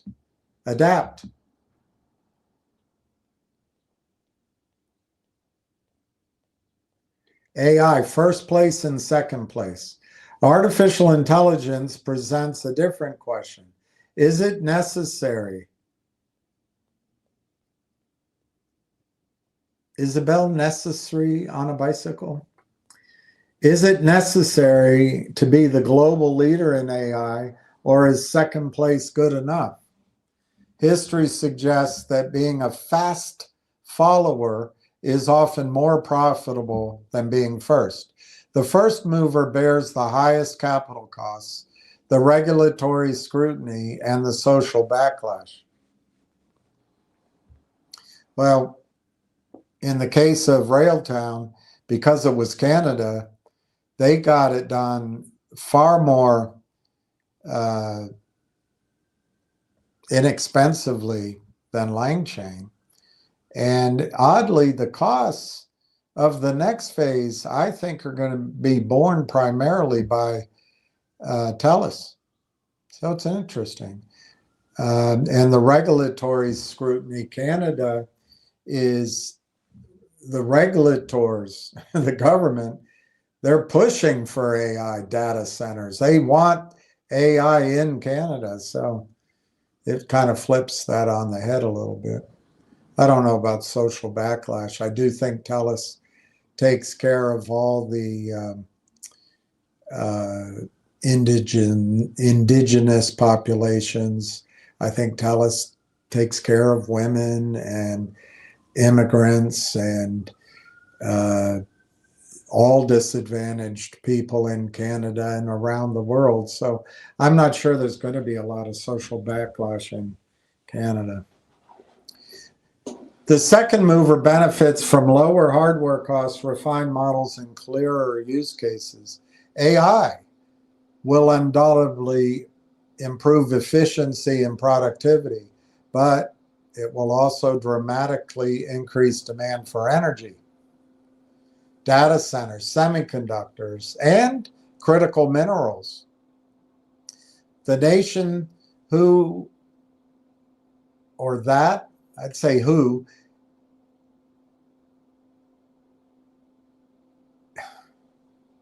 it's not nation, the notion that AI is inherently deflationary ignores these realities. AI does not eliminate risk, it redistributes it. Errors scale more quickly, biases replicate. Centralization increases fragility. The push toward technocracy, the belief that algorithms rather than humans should govern complex systems, is growing. The idea of blending humans with machines is being marketed as progress. It is not. I agree with him. Technology should serve humanity, not redefine it. But, you know, when you mix in wokeness and trying to put idiotic ideas across entire populations, this is one way to do it. Internationally, AI and robotics will deepen divides between nations who control resources, capital, and data, and those who don't. Globalization will not reverse, it will fragment. China's dominance in rare earths and its tightening control over strategic exports, including silver, licensing, and tracking, are clear examples. Do you see that? Licensing and tracking. No more rehypothecating there. The future is one of utopia or dystopia. It's one of acceleration. Those anchored to reality will adapt. Those who want a dog will adopt. And those anchored to ideology will struggle. Amid all of this complexity, it's easy to lose sight of what ultimately matters. Who is Taylor Swift dating? Markets are expressions of human behavior. Money is a social contract. Technology is a tool, not a value system. When trust erodes, whether in institutions, currencies, or narratives, systems become brittle. When trust is rebuilt, resilience returns. The human experience is not built solely on algorithms. I don't think it's built on algorithm. Anyway, it is built on trust, community, and love. These are not abstract ideals. They are practical necessities. Families endure downturns because they support one another. Communities survive because they cooperate. Societies thrive when honesty and accountability replace expedience. As investors, we must remain disciplined, informed, and adaptable.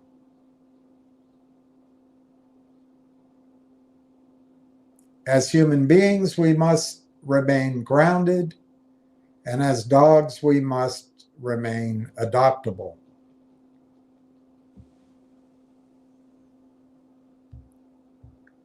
All right.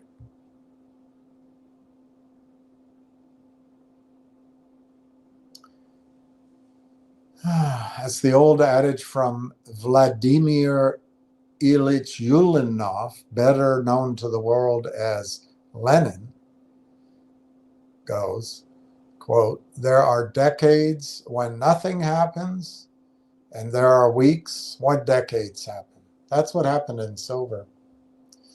But missed the boat. Natural gas is $4. I have a great investment there, just no money. We like natural gas heading in 26 as one of the lowest cost energy sources globally. I love it. This guy's smart. All right. I'm going to skip. I'm going to go back to your comments because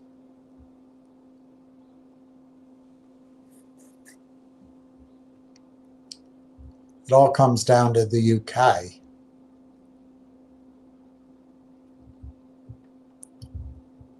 All right, you know where silver supply comes from? 70% of silver is mined as a byproduct of gold, copper, and other metals.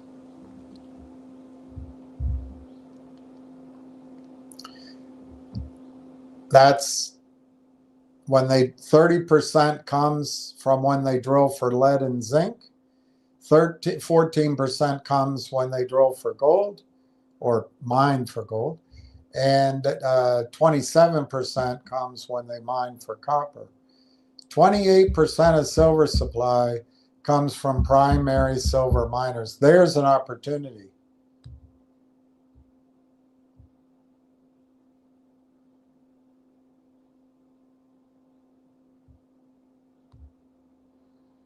Anyway, let's leave the rest for the future. Let's leave it for the future. All right, Railtown is 25.5, down half a penny. ZJYL is 24.11, down half a penny. Mashugana is down 5 cents at 73.59. Next Trip is down a penny at 3.30. And Finger Motion is down 5 cents at 1 smacker 21.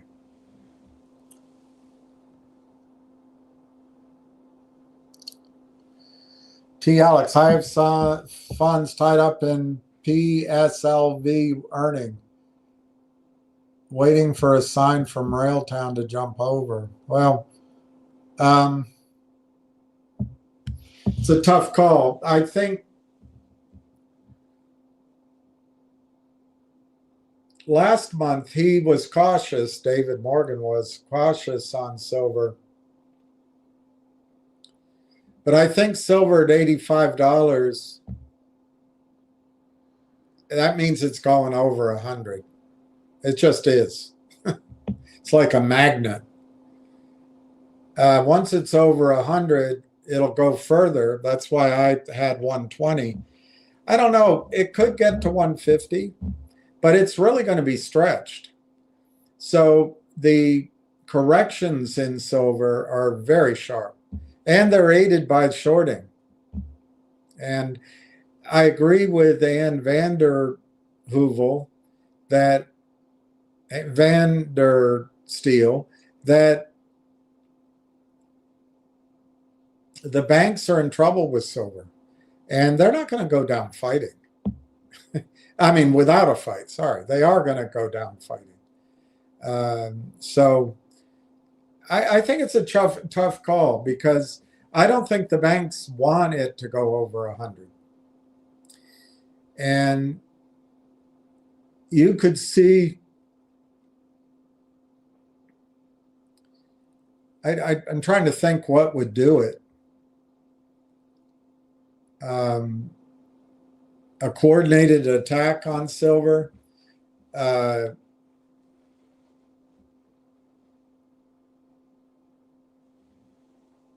Maybe something fiscally like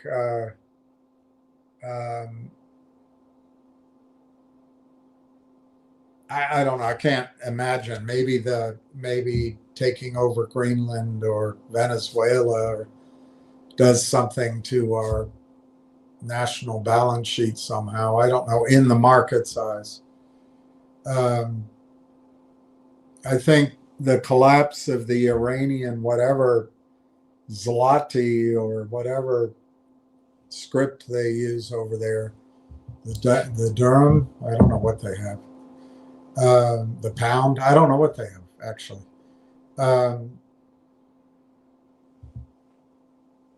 I think that collapse actually will strengthen the dollar.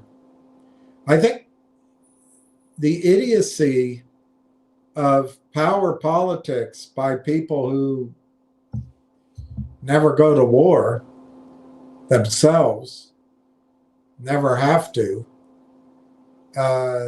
stealing Russian money, it just means people don't want the dollar or our bonds. It's just not good strategy. But hey, you vote for them, and it's it's a big experiment we're doing because it's just got to be good. But anyway, Alex, in the back of my mind, I would think that the powers that be don't want silver to go to 100, and they don't want it to go over 100. So it's possible before it gets there, there'll be a sharp correction.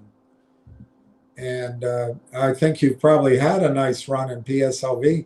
I certainly would. If you don't want to, PSLV is one of the greatest investments ever. And I've been saying that for at least 3 years to you all, but I've been, telling my investors and friends forever. So I can hardly tell you that it's not something to hold. But I think Railtown, if I had to pick, and I think I did pick a deadline, the lunar year, the lunar new year, the year of the horse, which I think is February 12th. So we've got a month. But it could happen sooner. It could happen sooner. But whenever TELUS or Railtown announces whatever they have to announce, or whatever else needs to be announced gets announced, such that the buyers in Canada who are blacked out or rooster blocked can start buying. I think, I don't know where, and I'm not asking because it breaks my heart. But if PSLV were to go from 25 to 30, that's a nice move. That thing was bloody $8.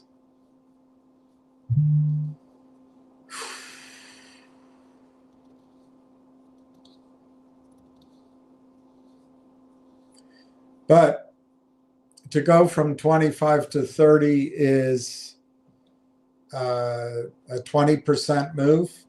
It's nice. It's very nice. And I think it's going to happen. I would give it 64. No, I'd probably give it 75, 25. That's the direction, and it's going to get there. But I think the banks don't want to go down, and I think the government will help them. And it's possible silver will come under pressure, not only to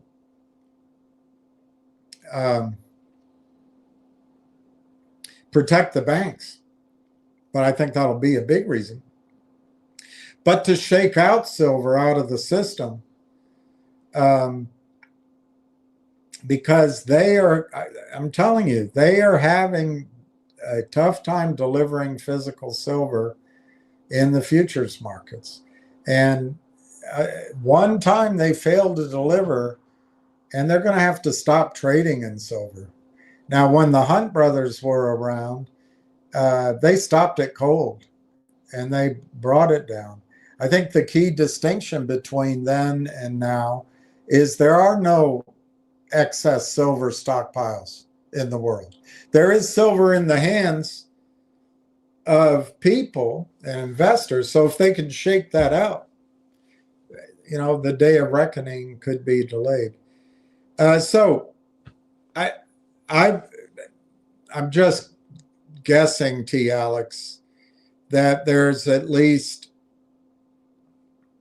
a risk of a correction in silver prices before it continues its climb upward. But it may not happen. Markets are markets. But Railtown, I don't think it's going to be 25 cents very much longer. Of course, I've been wrong, as everybody knows in my calls.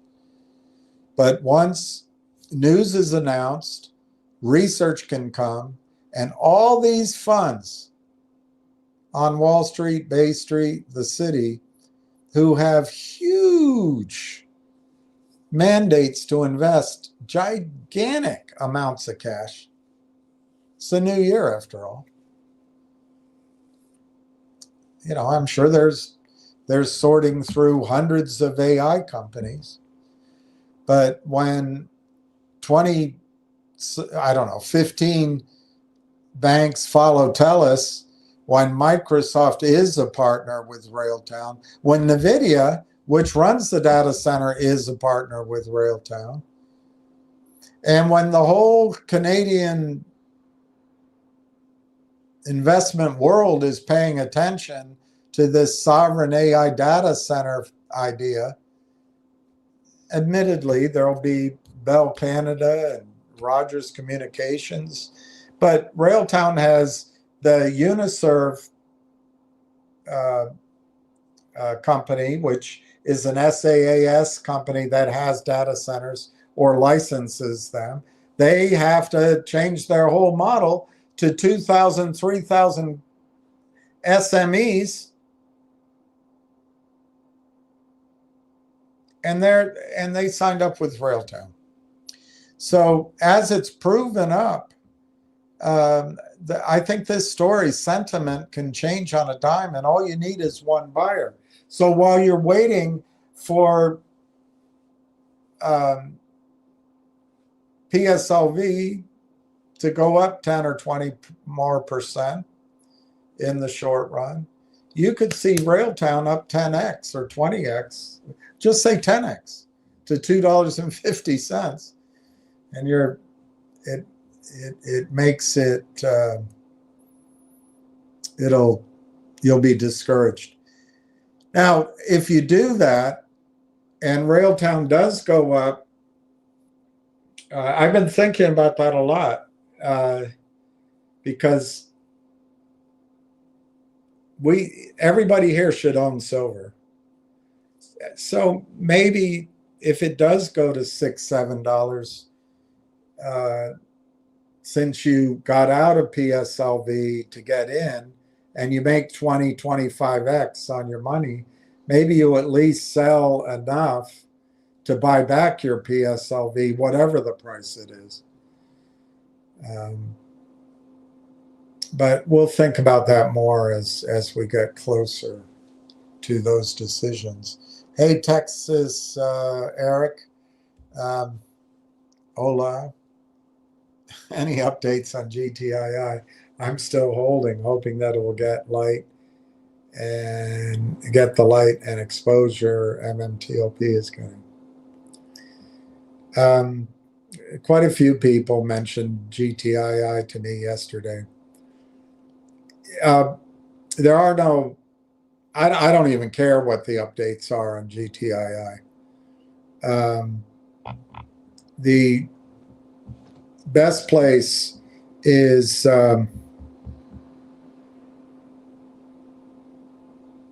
not legal advice.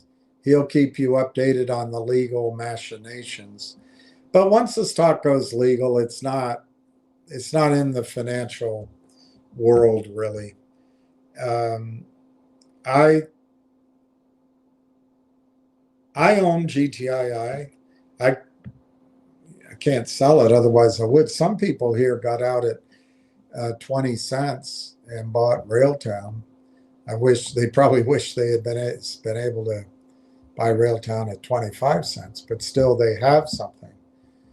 I've been cautioning everybody just to sell the hell out of GTII. Look, it boils down to this, Texas, Eric. It's pretty simple.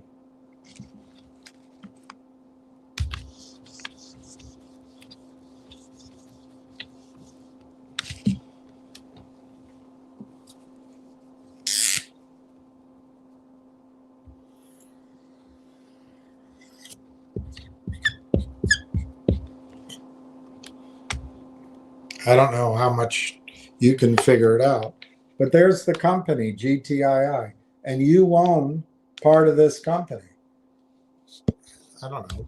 You own 0.01% of this company, and you're hanging on, and you're focusing on it. It's just a matter of pride. That you lost your money in GTI. It's gone. Move on from it. That's my attitude. But what's happening at GTII,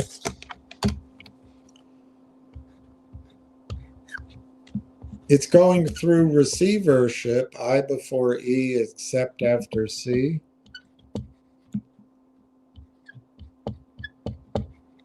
That doesn't look right. Is that how you spell receivership? It's going through receivership. And what happens when it goes through receivership? Couple of things. The receiver,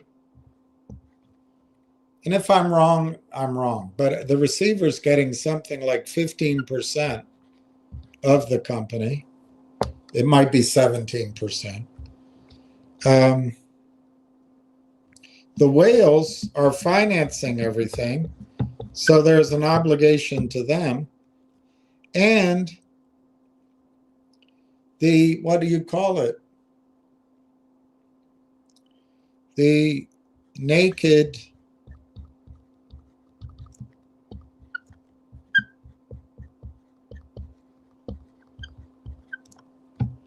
I think, my opinion, the naked shares will be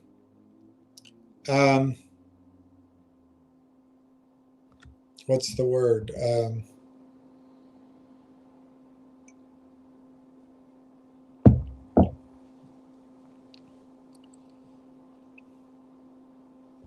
Anyway, there's a word for it in medicine. But they'll be made benign, basically, via receivership. They'll be meaningless. So this is what you have. You have GTII, which is after receivership will be a shell company. You have 0.01% of it. The receiver now owns 15% or whatever of this company. The hope that there's going to be a squeeze. This has all been inoculated. I don't know. There's a word, but they've wrapped this up or hidden it, and it has no power anymore. And then you've got the whales who backed off everything. All right, so into this world comes a golfer down in Puerto Rico.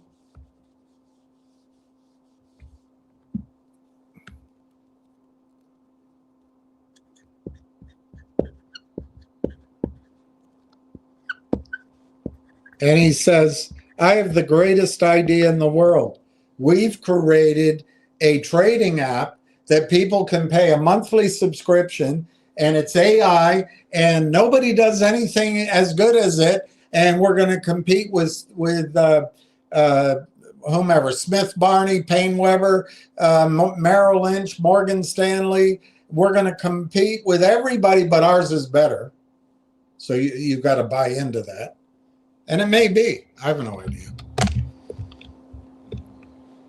So we're going to do a reverse split, and we're going to put our revenue generating company, apparently it generates revenue, into the shell company of GTII.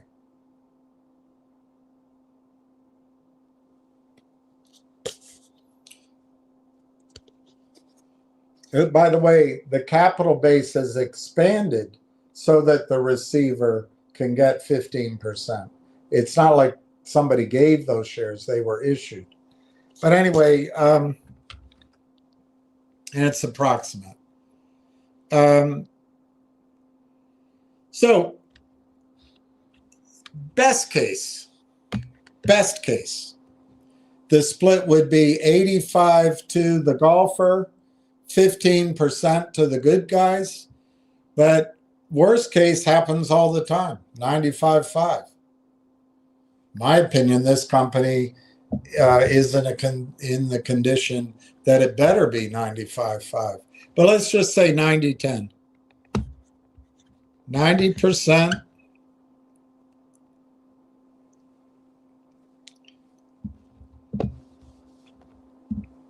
Let's just make the company called GTI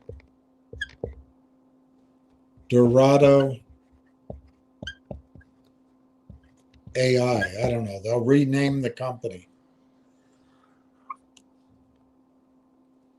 It'll be owned 90% by the golfer and his investors. I bet it'd be 95%. And GTII will own 10% of the new company, GTI Dorado Beach AI. So your 0.01% of GTII, which has already been expanded by 15% to take care of the receiver,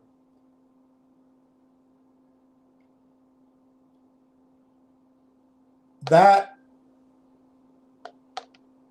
company is now GTI Dorado Beach AI app, and your 1% is part of 10% of this company. So you now have 0.01%, 0.001, 0.001, and you want to spend time on it.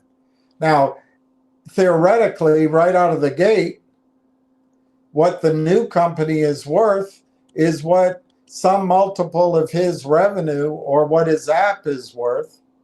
I don't know that data, but it's, I would say, a highly competitive market. And if you think Railtown runs into the risk of technological obsolescence, I don't think having a trading app powered by AI on people's phones and iPads, I'm not sure what the moat or the barrier to entry is. I think it's highly competitive, but it might work. It might work. So you could argue GTII now it has next to no value, and this company now has value, but your ownership has been reduced from a percentage of 100% to a percentage of 10%. Now,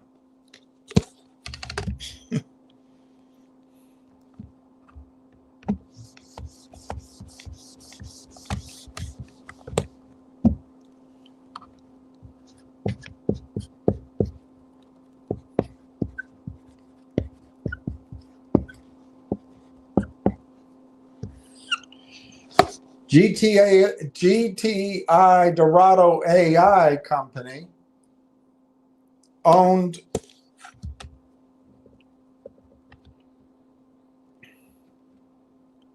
90% goes to that company, 10%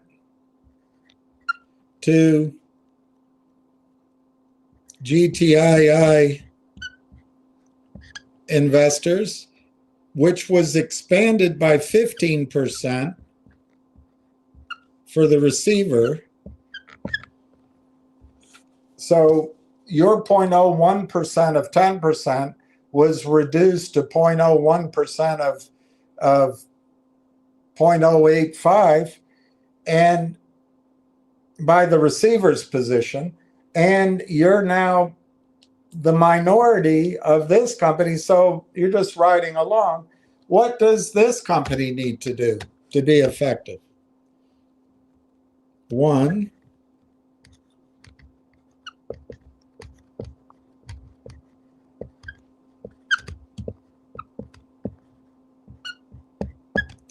two,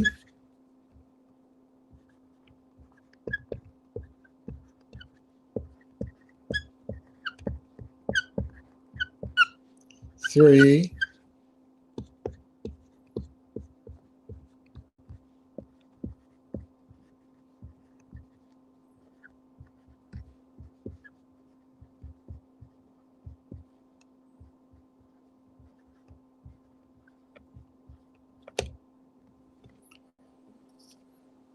so out of the gate, this new company has to do a reverse split. That gets rid of the short squeeze for sure. And it'll probably be massive, 100 to 1, 500 to 1. They have to raise capital to stay competitive and pay for this guy to move in his link fees down at Dorado Beach. And they have to take care of the debt to the whales. Well, a raise is probably going to require selling enough of the company. I would imagine it depends on how much money they're raising, and it depends on how effective a salesman this golfer is. But I could see new money coming in, and it could particularly if the large investors of GTI Dorado AI are involved in the race, it could cram everybody down to it could come in at 49% of the company. New money. The reverse split takes away any possibility of squeeze. I don't think there's any possibility of squeeze anyway. And then you've got to fit into that raise space for the whales. And I would imagine the whales are going to pick up 10, 20% of the company. So how it all gets sorted out, I'll tell you what. There's a lot of variables.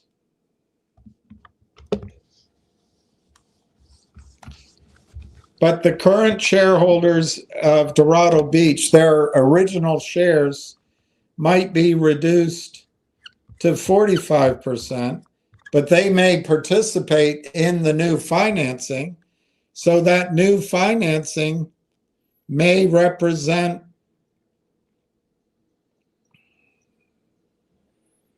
well, no, it wouldn't be 45%. I would guess it would be, they might come down to 50% because they don't, 50.01% because they don't want to give up control. And then the new investors and the whale would come in maybe at 48%.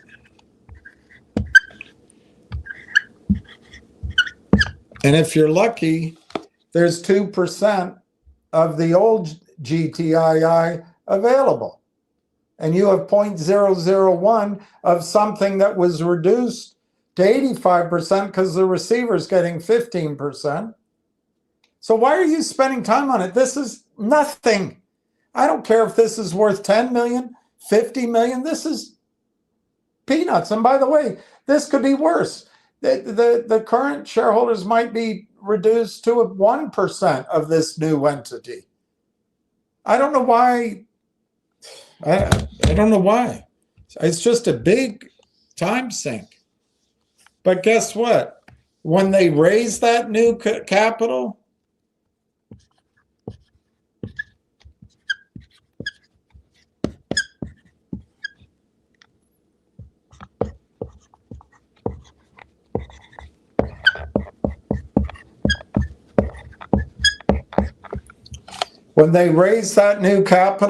there'll be a prospectus.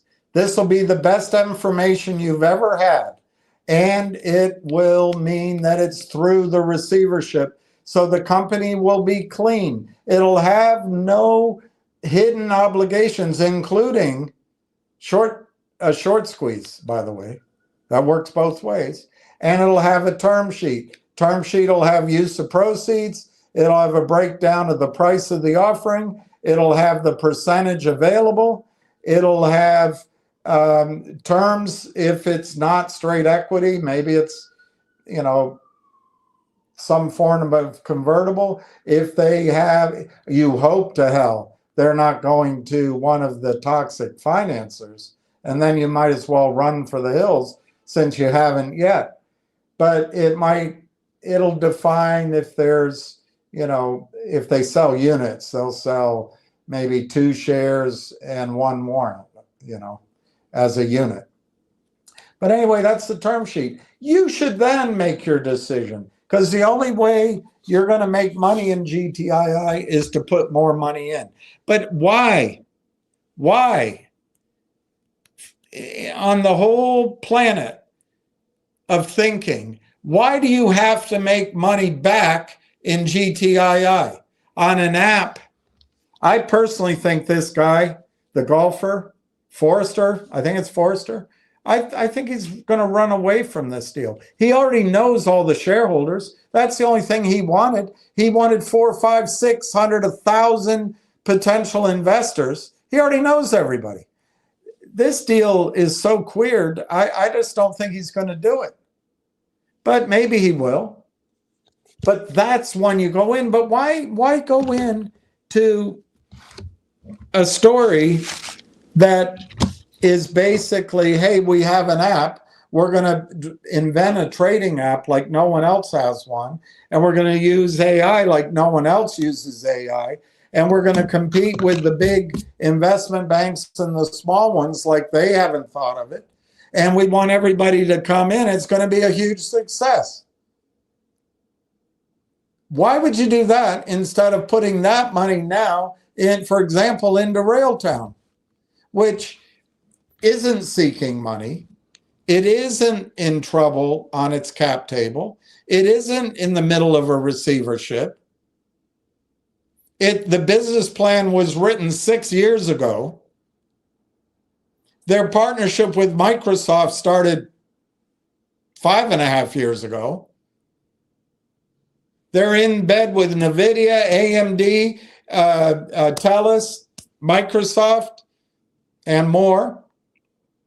They just concluded their acquisition of AIP Partners, who they're going to transfer probably 100 projectable over the next 2 years, probably 150 million, that network of companies that are currently spending to lease space on other people's hyperscalers. They're going to move that over to the TELUS hyperscaler, where Railtown, I would guess, gets a 20% split. Could be 17 and a half, could be 22 and a half, whatever, 20%. On 150, that's 30 million a year coming in. They have 200 million shares outstanding. It's 15 cents a share. You know it's coming. On top of that, their products are going to be the top layer that makes the data center, a big computer, useful to users. So the CEO of TELUS, Darren Entwistle, said, we're going to grow our AI enabling technology revenues from 800 million to 2 billion. And it's going to keep growing by 2028, in 2 years. What are their services other than the data center? So if you use 1 billion of that number, 1 billion, and that goes through Railtown, 20% of that's 200 million. 200 million plus 30 million, there's 215 million shares outstanding. That's $1 a share projectable in 2 years, but it'll start soon and keep growing, and it could grow more quickly. Of course, it could grow more slowly. But at $1 share revenue, annual recurring revenue, and growing, gross revenue is net revenue, therefore that's cash flow, therefore that's profit, $1 a share. You'd rather wait and waste time on GTII? You are a loony. I think the answer to making your money back in GTII and mmtlp and Finger and ZJYL and COSM and VOCL and CRTD and MMAT and GBUX and GDC and WULF and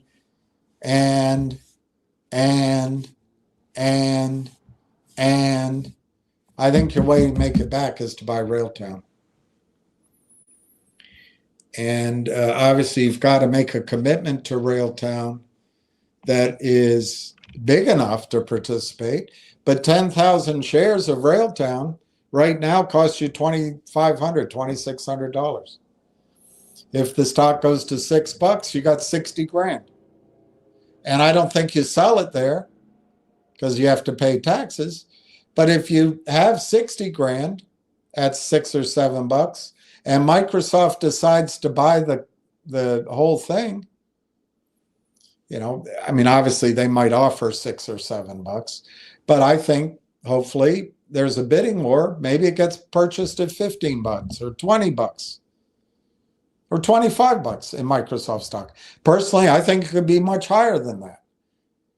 But let's say it goes to $25 in Microsoft buyout. Well, you have $250,000. And what if Microsoft gets in a bidding war and they have to entice it with some cash? You get some cash and $250 million, $250,000. What if Microsoft has no need of the AIP network and Microsoft via John Ruffalo or Dr. Tom Core gets a phone call, hey, would you consider spinning us off to Constellation Software? What if you get a piece of Constellation Software stock as well? And you want to talk about GTII. I'm telling you, GTII is a complete write-off. The only thing Forrester wanted is you and your name, and he wanted that whole network. The thing that the whales of GTI want is to get their money back and have a piece of the new company. The thing the receiver wants is a big chunk of the company. Nobody's working for you.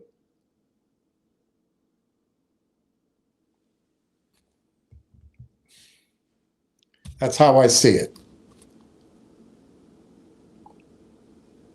And you should know, I'm not receiving, I own some shares of Railtown. I wish I owned more, just, woulda, shoulda, coulda type thing. But I'm not being paid by Railtown. I haven't received shares, stock, warrants, promises. They did say I was going to get a hat, but it doesn't look like they're even going to send me a baseball hat. Anyway, let me move on. Ward Richardson. Good afternoon, William and RT crew. Ward says that so-called quiet period ends January 22nd. Do explain.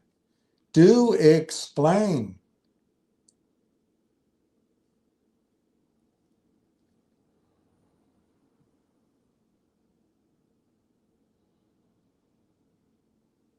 One never knows, do one?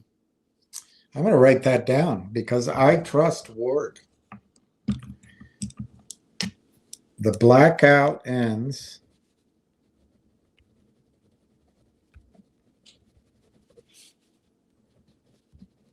January 22nd.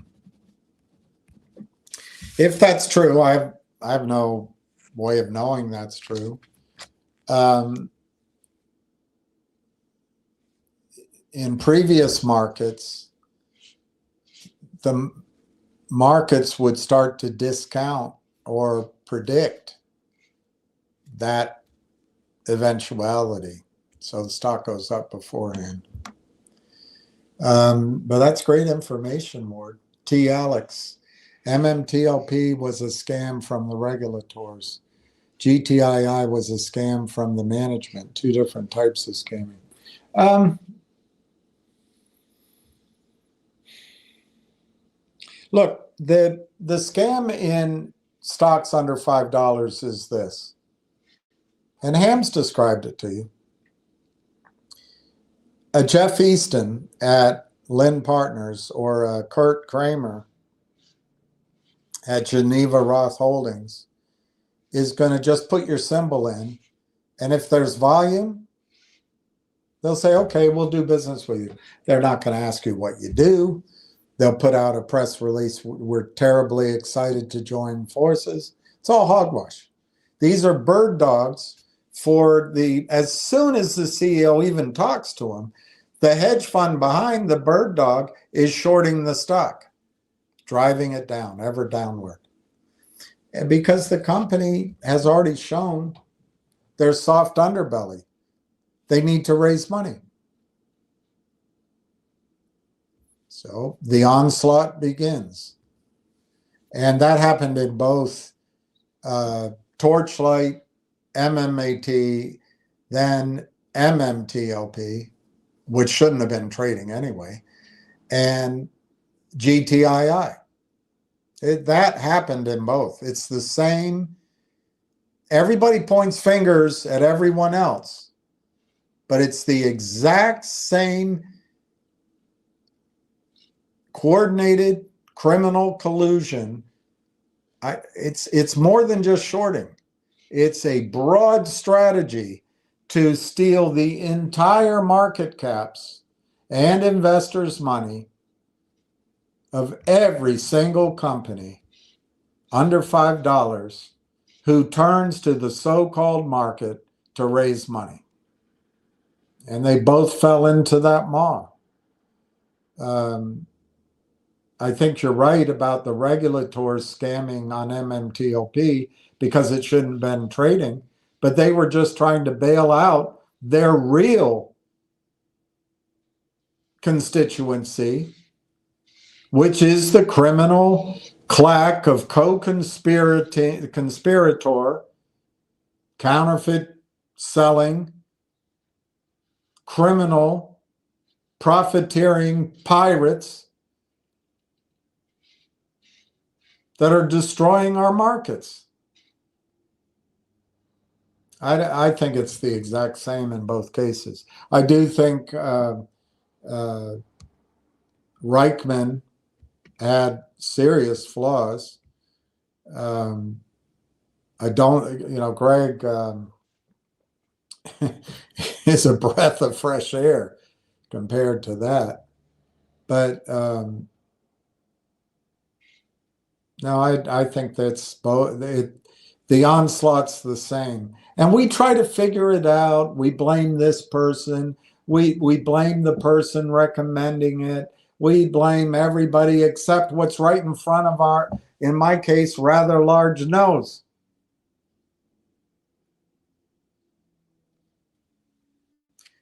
Any company that needs money on Wall Street that trades for under $5, under $1 billion,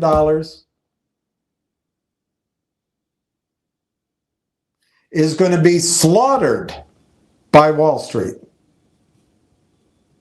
Doesn't matter what the idea is, doesn't matter what the business plan is, doesn't matter who the CEO is, doesn't matter if the CEO is honest or not honest. Particularly if they do take a financing of any kind from a Jeff Easton or a Kurt Kramer or an Ari Rubenstein or a Greenberg up in New Jersey. It's all the same as far as I can tell.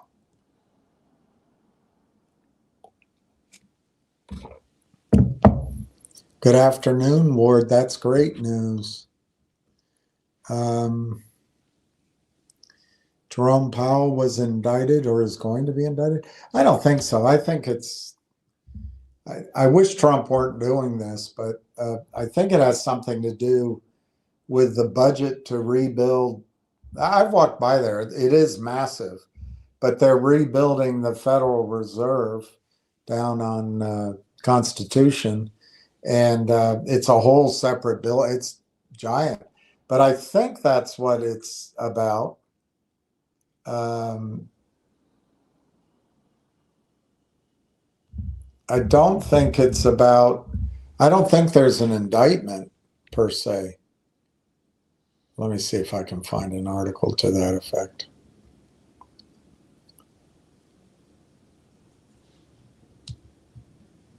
There is an article that says Jerome Powell added, he's under investigation for his statements before Congress related to the billion-dollar building renovations he discussed.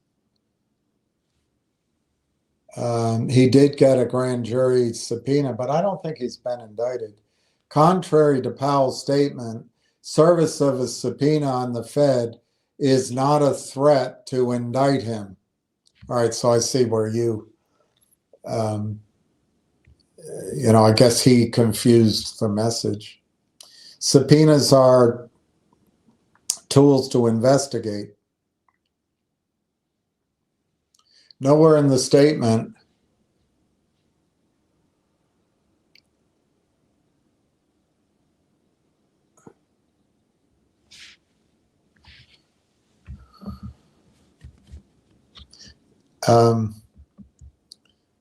so Powell said it's leading to that multi-billion-dollar building renovations.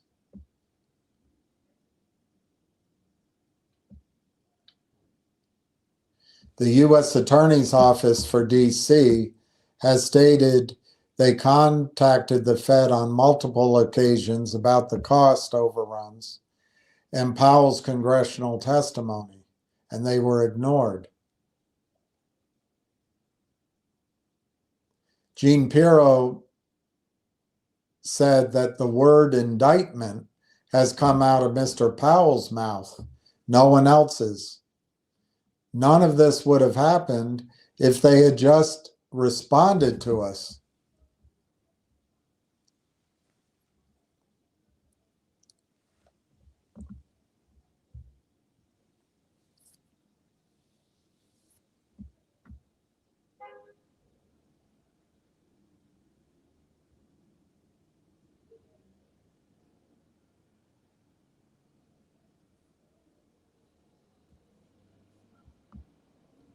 I don't know.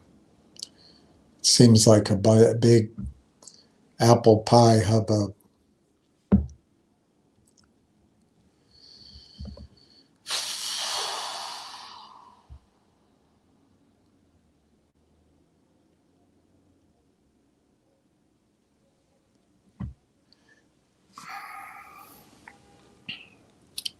Giuseppe, hello, William, and all the good people here. Hello to you, Ward Richardson. Good afternoon, Donna. Yes, hopefully we'll hear some news soon. By the way, Rail Engine coming soon. I think Rail Engine is the differentiator between Langchain and Railtown. Langchain doesn't have a rail engine, but you know they'll get one eventually, and there's plenty of room for all parties. Giuseppe, why January 22nd? I like the sound of it. Ward, January 22nd is the 8th week since the merger.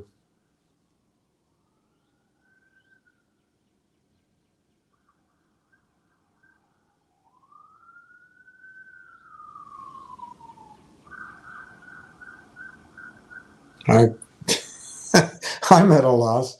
What does 8 weeks have to do with anything? Is that a Canadian thing? Is that a quiet period in Canada?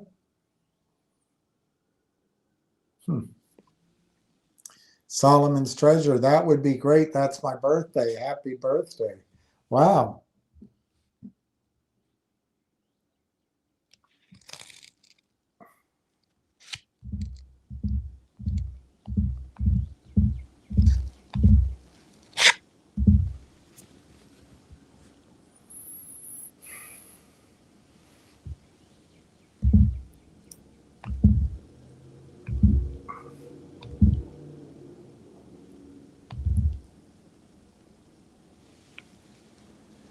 This is the dawning of the age of Aquarius.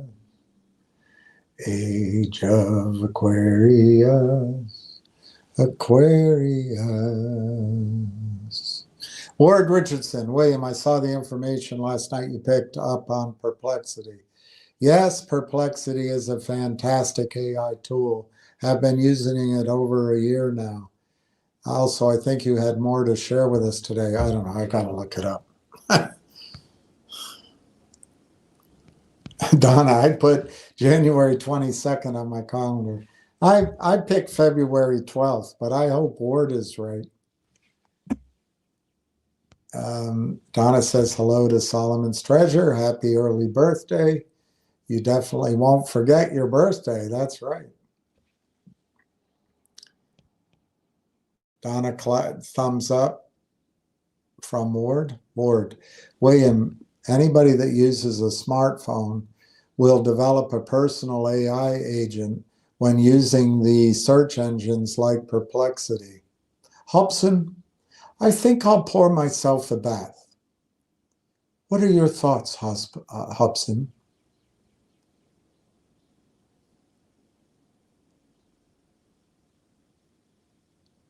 Do you want me to come in and wash your blank for you?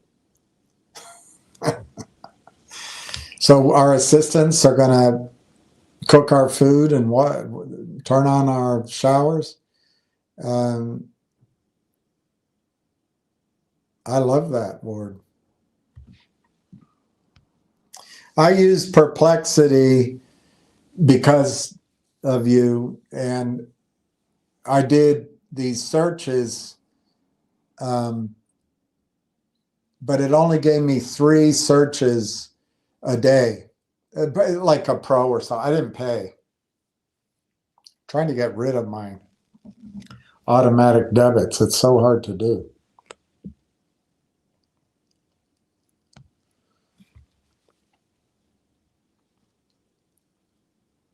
Perplexity sends ward messages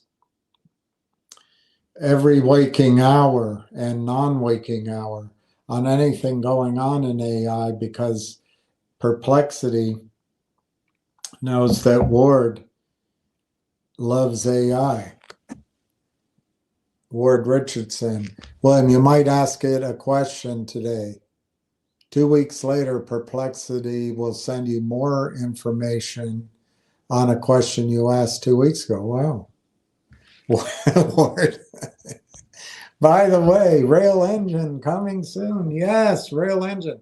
Look, I showed it to you in the monthly update that the company filed. They expect, it says in their monthly update to the Canadian Stock Exchange, they expect to finalize Railtown by the end of the month, Rail Engine by the end of the month.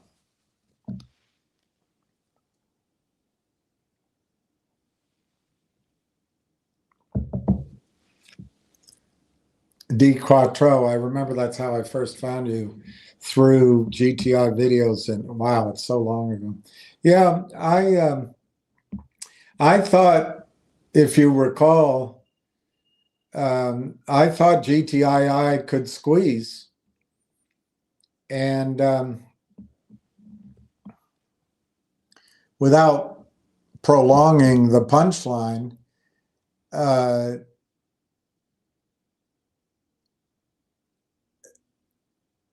they used a lot of tricks.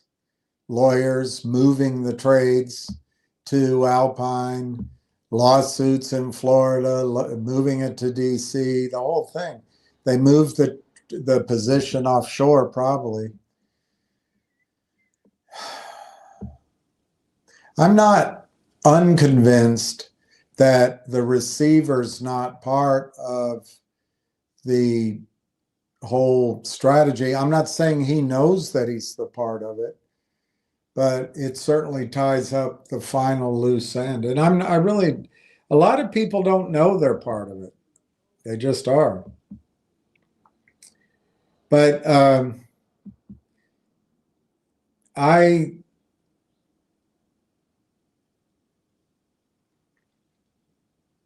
started saying, get out of GTII.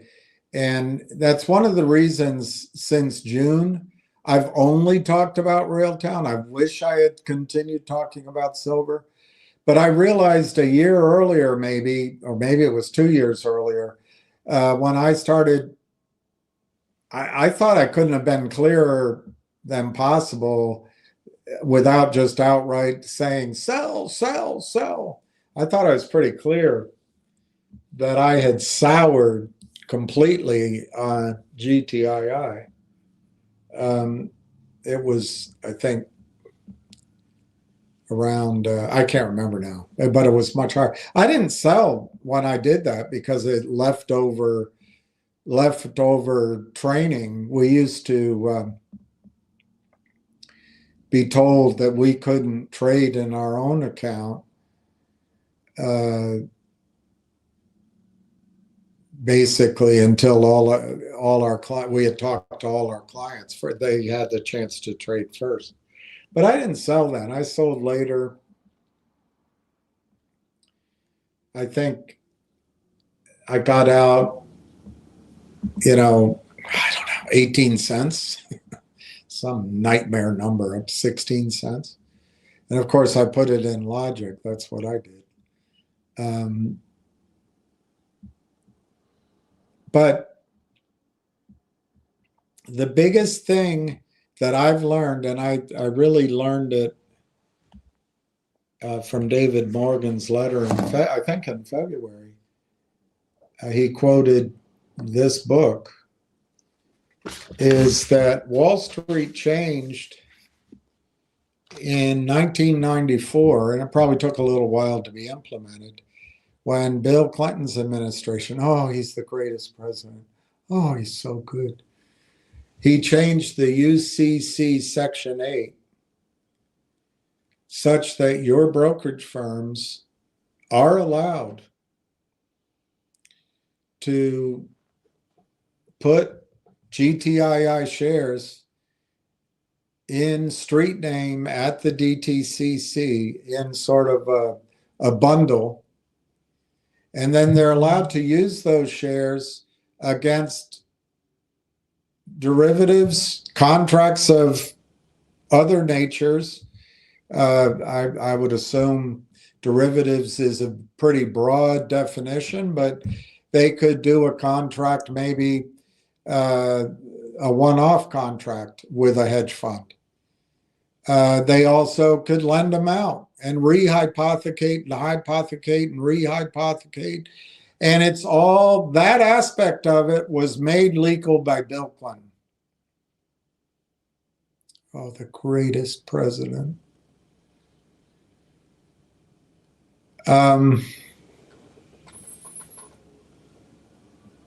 What that means to you, DeCartro, and to me, I still have GTII. Not all of it, but I still have a large position.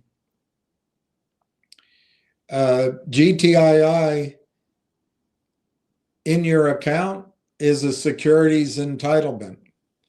And so if you would imagine that your brokerage firm was not Ameritrade, but let's say your brokerage firm was Alpine Capital, and Alpine went bankrupt and went through bankruptcy,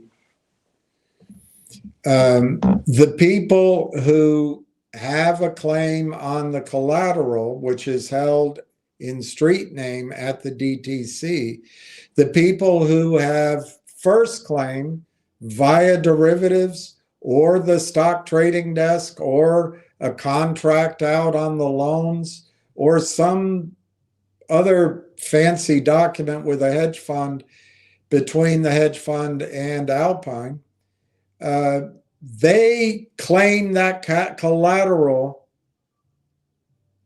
and the collateral transfers to them, and the court cannot block it. It is, I forget the legal term, but it's free to move immediately, and the bankruptcy court can't stop it. So that collateral moves to settle the debts in this example of Alpine Securities. What do you have? What do I have? We have an unsecured claim. After they duke it out in court 5 years and lawyers feasting, you have an unsecured claim on what's left. And when I saw that, I'd already had been having serious doubts, as I've described, that a squeeze in any of these things was ever going to happen. But when I saw that, I realized that those videos I made about GTII squeezing and potentially, I didn't promise it, and maybe finger or maybe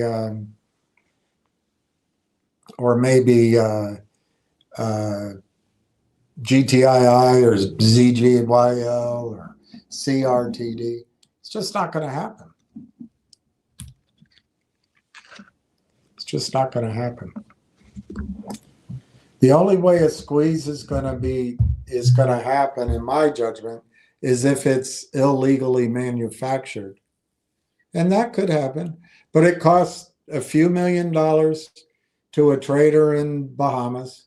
It costs putting up 30, 40, 50, $100 million in an account so their computers can use it to defraud the market, to confuse the market that there's a real buyer. And then the sell side computers who walk it down and are criminally selling endless stock, they get confused. And then you do a campaign around the world to get a bunch of people to suddenly buy, and maybe you have a GME or an AMC.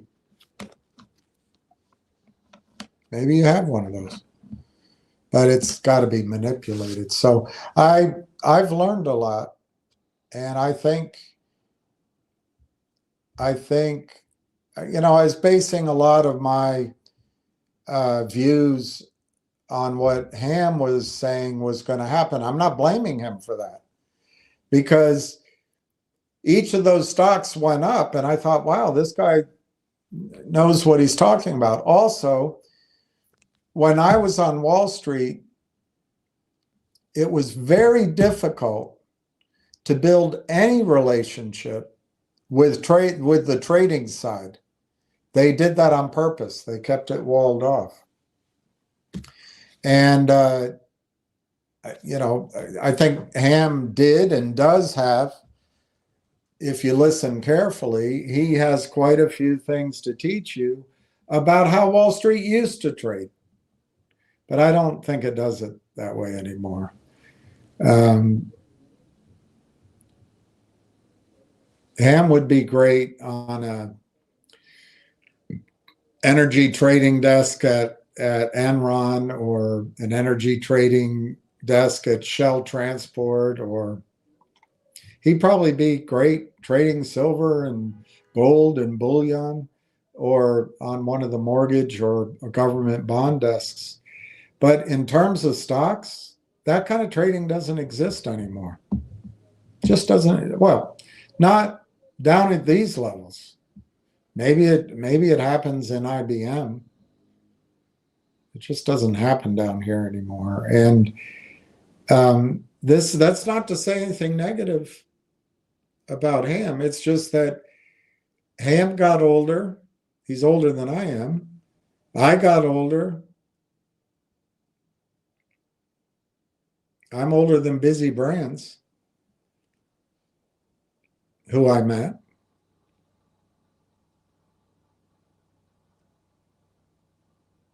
And that guy from Amex got older, and he's older than both of us, I think. Not positive, but I think he is. But what happened is Wall Street, all the compliance and the enforcement moved. It didn't totally move out of the brokerage firm. It stayed. But what moved out was the prop desks, the proprietary trading, the risk taking. To a certain extent, the trading desks moved out, and in another way, they're probably still there. The research and the squawk box calls moved out, but not all of them. What the banks became, particularly as a younger wave of people came in, it's just about asset gathering. Come in. Why don't you come into the new BlackRock ETF that invests in a carefully curated, select choice of, you know, consumer electronics companies, and we'll balance that off with an ETF that invests in government bonds. And then we suggest that you put 40% of your money with the Morgan Stanley Growth Plus Trust Fund. It's brand new, but it's run by our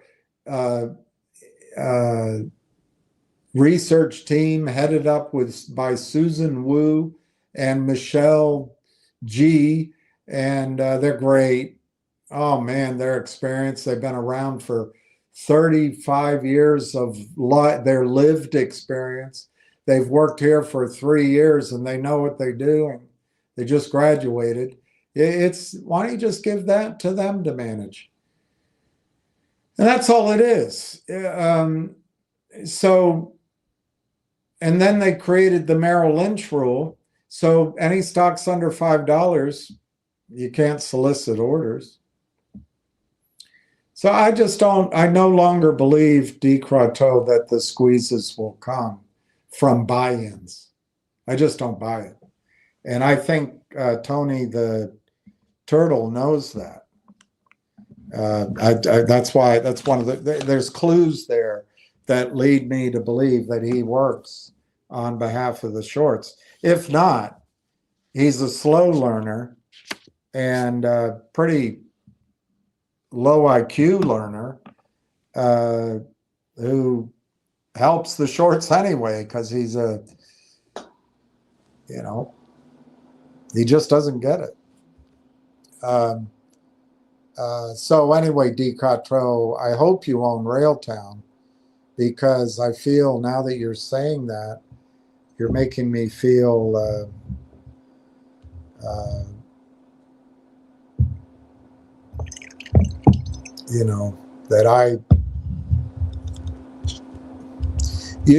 you're making me feel I have something to atone for, because maybe you believed the GTII shares were going to squeeze. In my defense, I never said they would squeeze, but if they did. But should you know, I had GTII, and just to show that I'm an idiot, when it went to $8.98, I didn't sell any. And I didn't sit at 8, 7, 6, 5. So at that time, I really believed that the buy-ins could still come. And a lot of that's because it used to happen to me. I had buy-ins. I had huge errors that I had to pay myself. They used to come buy-in trades. And I did a lot of selling of stock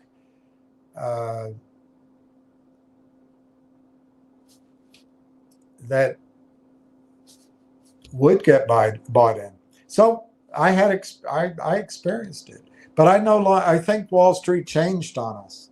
I think it changed on him. I think it changed on me.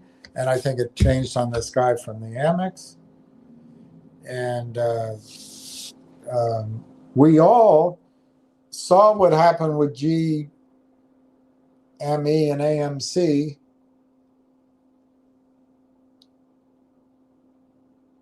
And we wanted to experience that again. But I think the buying of retail is what allows these leeches to make money, steal money.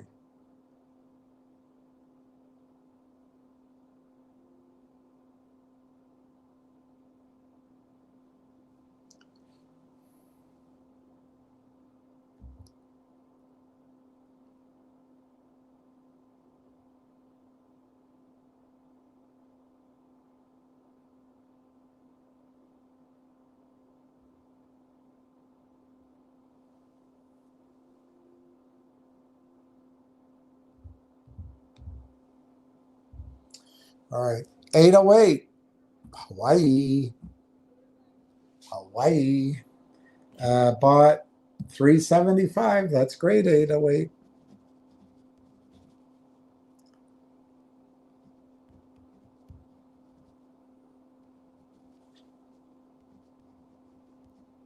I think you're the only update today, but I'll take it. You bought 375. Awesome.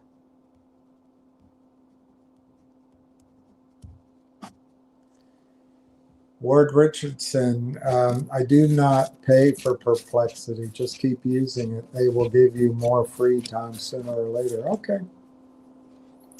Solomon Treasure says thanks, Donna. DeVillio, I do my own DD when trading. I do not say maybe this, maybe that. In my opinion, when I see you write down what people bought Railtown, that action shows me you were getting a kickback. Why write that crap down? What do you guys, you have a script? You all say, I do my own due diligence? Is that your script?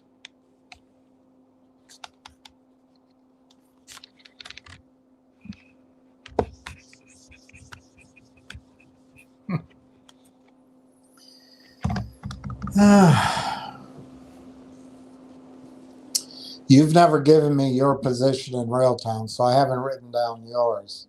So if you need to hear it from me again, I have received no money, no expenses, no shares, no warrants from Railtown. I just said this. And I have no promise that I'm ever going to receive any of that. They did say I would get a hat. That never happened. But that's all right. I don't look good in hats anyway.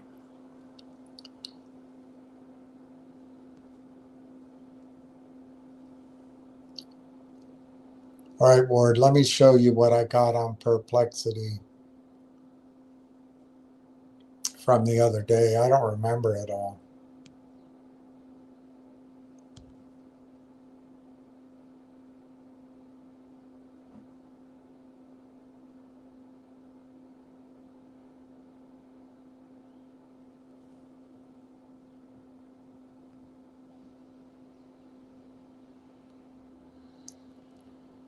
I don't remember it all. Let me see. It starts here, I think.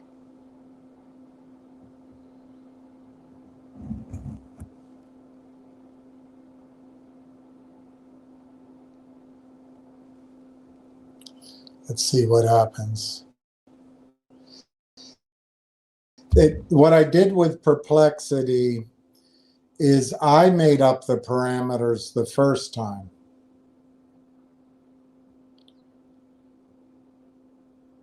The last time I let them sort it. And they came up with much higher than I did, which I showed you yesterday. It's taken a while to download. It looks like Chase Sugart has been acquired by the Phillies. The Guardians have signed Carter Kieboom. The Mets have offered Kyle Tucker a $50 million annual salary. Woo! Stevie Cohen coming in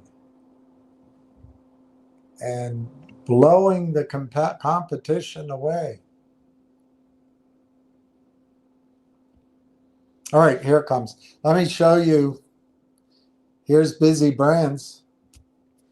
There's Busy Brands over here. Busy Brands. That's Busy.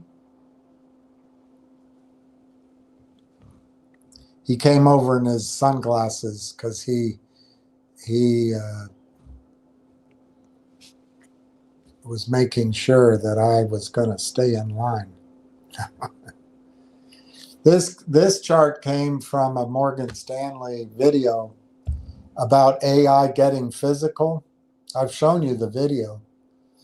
But it's interesting. All of these companies are players in this $10 trillion opportunity.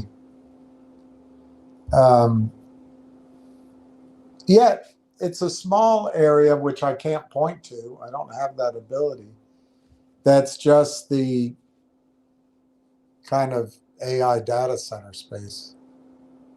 Anyway, what I put up, let me see if I can find it. 35. Yeah, 35, 34, 33.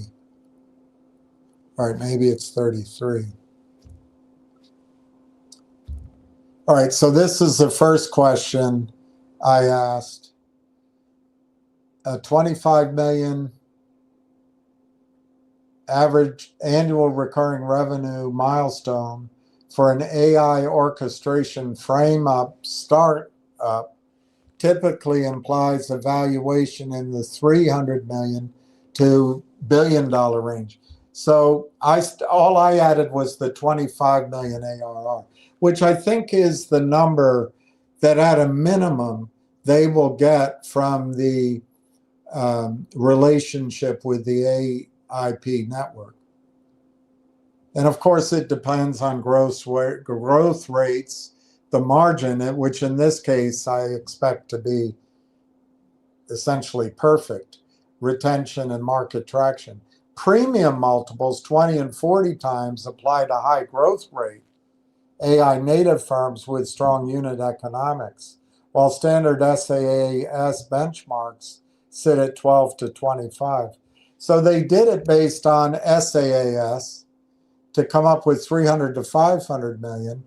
On AI enhanced growth, they did 15 to 25x, 375 million to 625 million. And premium AI native, which means in the future you'll see 3x year over year growth, they guessed it could go as high as $1 billion.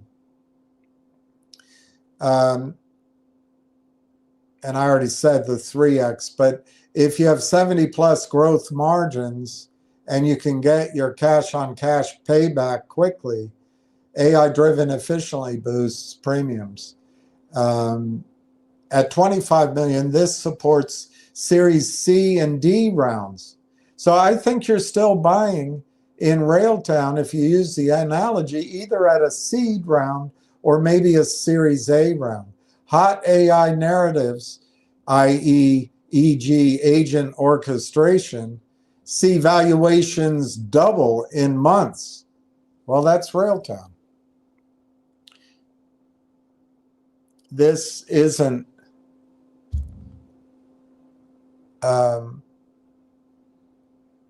okay, then recent benchmarks.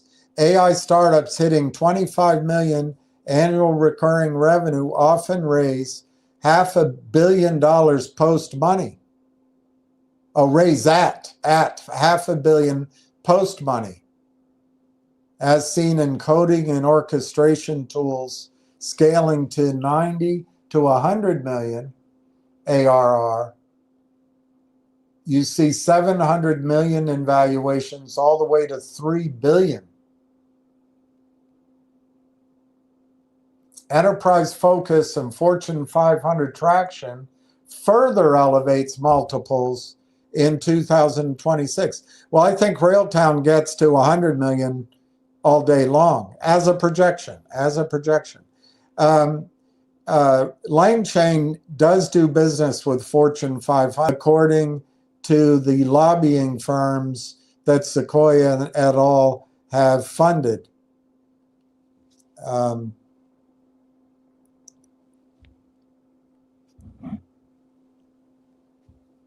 so what did I ask? I asked, is TELUS a Fortune 500 company? No, it's not.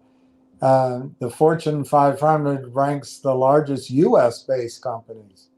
TELUS, a Canadian telecommunications firm, does not qualify despite its substantial size, over 20 billion in annual revenue.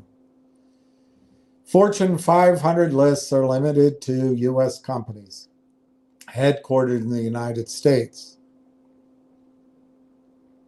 Yet, TELUS does rank on the Fortune Global 500. TELUS often serves, Canadian firms like TELUS often serve Fortune 500 clients.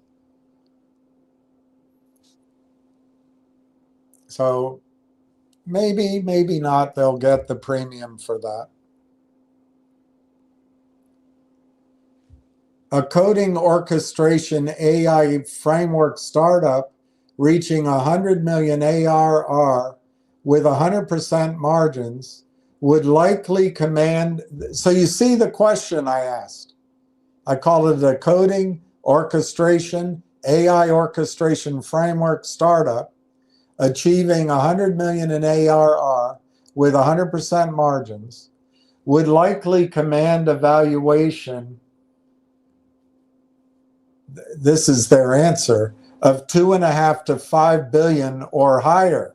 Such extreme margins implying zero costs of goods sold, rare outside pure software with no infrastructure cost, plus, in addition to the AI hype, would justify 25 to 50x revenue multiples seen in late stage AI infrastructure deals. Now, the key is this is basing the valuation on revenue, but the motivation to buy out a company is more than just revenue. It's to keep the technology from a competitor. It's to bring the technology in and make your own technology superior.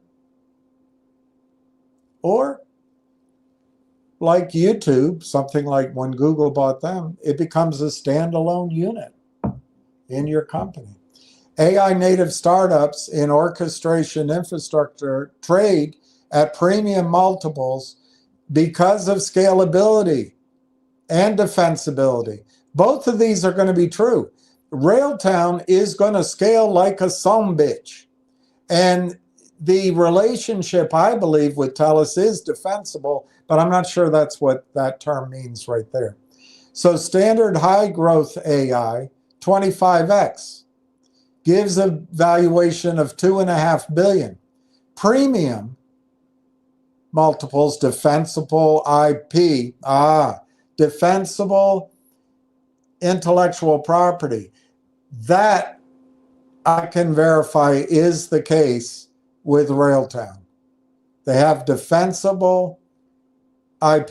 In fact, Corey told me that they've been through this 6 times before, their team. 5 out of 6 of the companies went public or were bought out or whatever you want to call it. But one of the key things they do, and he did here, is they made sure the intellectual property was in place before they went to work, and they upgraded it along the way. So that gives 30 to 40x, and that would be a 3 billion to 4 billion potential. And then the outlier is 50x. And then it says down here,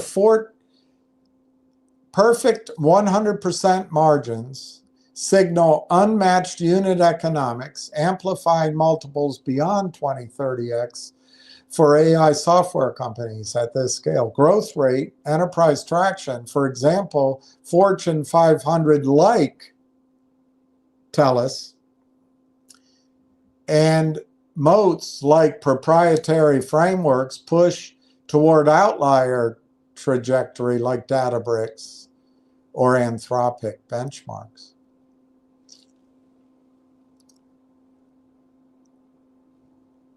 I feel like I already showed you this the other day, but maybe I didn't.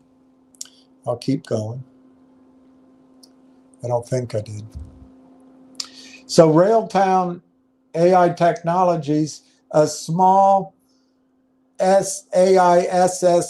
I crossed out, it's not really SAAS, but maybe that's what they're describing here. It's AI tech, it's AI software, but maybe that's how they define it. Focused on developer orchestration tools, that's true, would see per share acquisition prices tied directly to purchase value divided by its 250 million fully diluted shares outstanding. At a 500, I gave these parameters over here on this side. I gave these parameters, Ward. I created that list of parameters. But they did the calculation and they did the chart. At 3 billion, it's $14 a share. But at $500 million, it's 233. And I think all these ranges could happen if the company sells too soon or if they decide to put it to shareholder vote. I'm hoping a bidding war starts and it's actually higher than 3 billion, but you know, we can't control that. We cannot control that. the probabilities with my parameters. I created this list of parameters. The other stuff I showed you yesterday, Perplexity created the range of prices itself. But $500 million, they rate it high probability for a bolt-on. 1 billion, I'd say medium high is a pretty good rate. But that SaaS, I don't think they're defining it quite right. At this point, 1.5 billion looks kind of 30% probability. It needs a proven 25 million and a annual recurring revenue traction. And any of the bigger numbers are in wildcat territory. They're in dreamland. But again, I created this list of acquisition prices. So they rate those higher numbers as low at this point.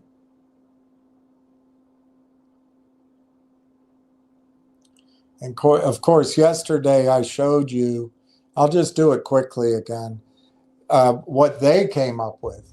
I just asked, what does a company like Railtown justify? Oh no, this is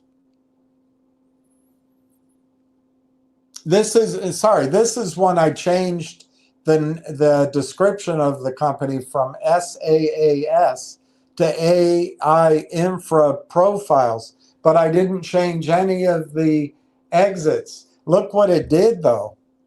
It turned the high probability to 80% at $500 million just by changing it to the more correct definition of an AI tool company, infrastructure company. $1 billion takeover is high probability. And the mediums, which I would say that's reasonable, 1.5 billion or 2 billion. But it looks like you got a near 200 million to get to 2 billion. But anyway, the top two targets of mine still remained really low probability.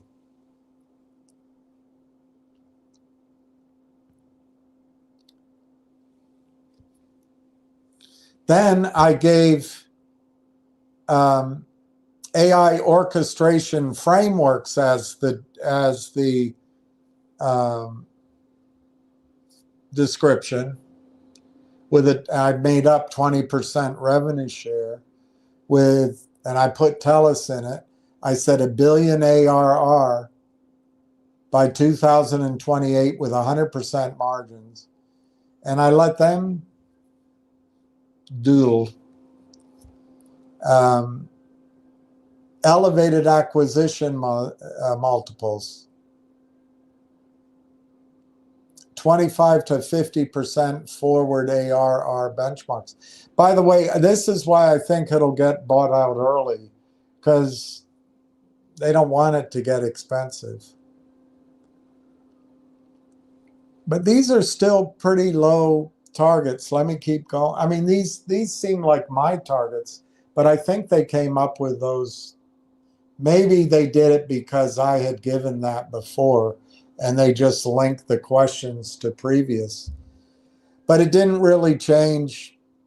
It didn't really change the percentages. In the $500 million, 1 billion, $1.5 billion, I would say that's all in sort of reasonable probability range. But my guesstimates of 2 billion or higher seem to be coming up with low probability.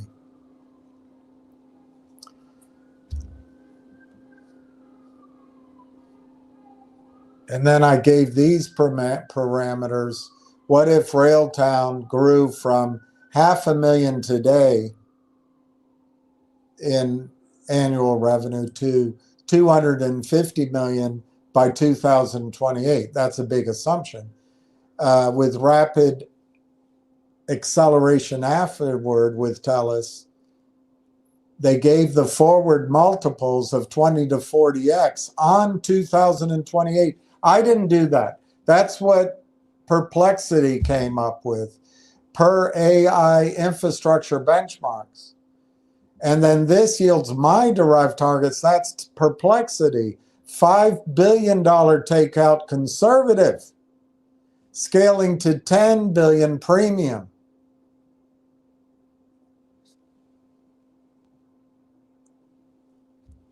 And down here, they gave the probability of 5 billion as high. And the 7.5 billion, 50-50 sounds good to me right now. And even 10 billion, there's a 30% chance of it. So this, what I would do if I sat down with a pad of paper, I would risk these numbers. I would take the 5 billion target, multiply it by 0.70. I would take the 7.5 billion target, multiply it by 50%. That I would risk it that way. But these give big per share numbers. Look right here. At 5 billion, it's a $23 target. At 7.5 billion, it's 34. But if you want to take a 50% risk of, it's 35 really. If you want to risk that by 50%, you're talking $17.50. And at a $10 billion valuation, it's a $46, call it 45. If you want to risk it by 30%, or a third maybe, it's a $15 target. If you want to take this $23 target at 5 billion and risk it by 70%, it's basically a $15, $16 target. So on a risked basis, from multiple angles, maybe our exit is 15 to 17.50 a share. Could be.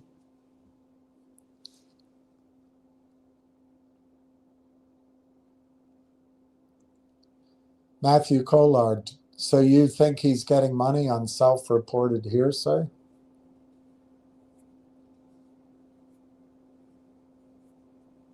I'm not sure you know the definition of hearsay, but the conversations I had, one, with Corey Brandolini, CEO of Railtown, he spoke directly to me, nobody else on the call. So when I relay what he said to me, that's not hearsay. That was my experience. On the other hand, I'm thinking about it. Maybe from a court of law standpoint, maybe that is hearsay, because you have to haul his ass into court and have him say it to the judge. So you might be right.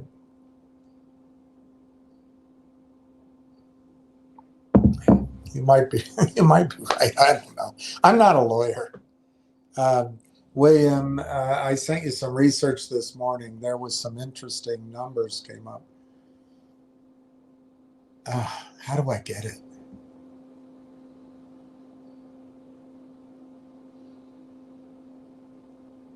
I'm just not sure I can do it here. I can try it. I'm just not sure it'll work. The Cubs claim Justin Dean. That's going to change everything. Let me just see. Maybe it'll work. I think I've tried it before and it didn't work.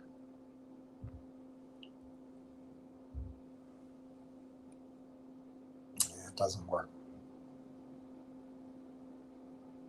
So, Ward, I'll have to get that for tomorrow. Matthew says, I was talking to DeVillio. Okay. I didn't know. I did not know. And actually, I think you might be right. I corrected you, but I think I'm wrong in that case. Because I do think if you relate to a court, a conversation you had with somebody, but that somebody's not there, I think you're right. That's hearsay. I guess I wouldn't have done very well in court. I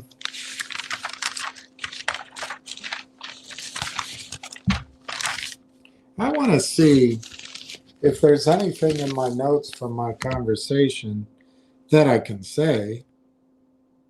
He told me none of it is secret, But on the other hand, he told me to be careful with it.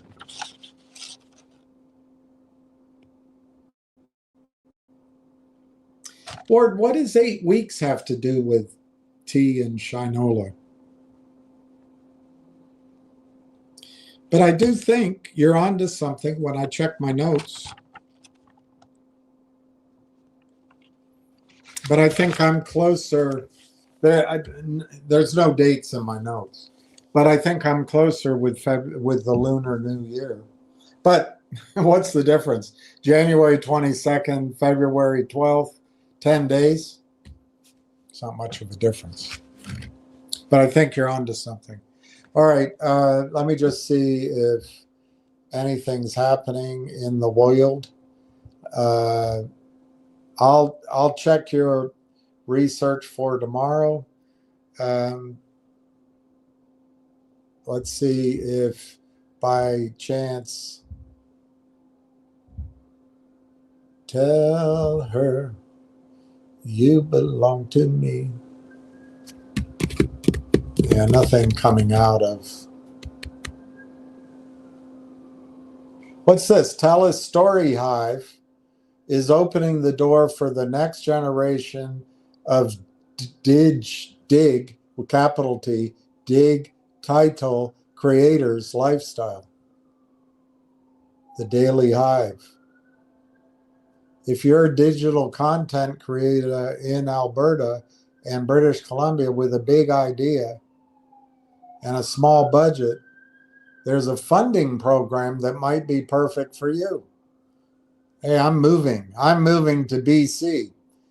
TELUS Story Hive Voices is inviting new and emerging creators to produce their own digital series, no prior experience required. Whether your passion is creating content in lifestyle, tech, wellness, cooking, beauty, do it yourself, kids programming, educational entertainment, this is your chance to turn your idea into a fully realized series, complete with 10,000 in production funding, training, and a community of support. Hey, I'm moving to Canada. Plus, your series will be distributed to more than 1 million viewers. I'm moving, boy.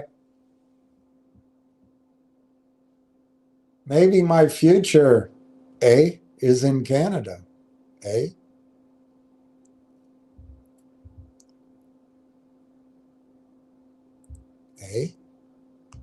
So in Canada, Railtown closed down, depending at 35 cents. The volume was huge, 573,250 shares. One would presume that quite a bit of that volume could be real. On the other hand, I wouldn't put past it that 80% of it on the sell side is just to keep the stock price down. The computers know those charts too. I don't know. But that yesterday was pretty good volume. Today is really big.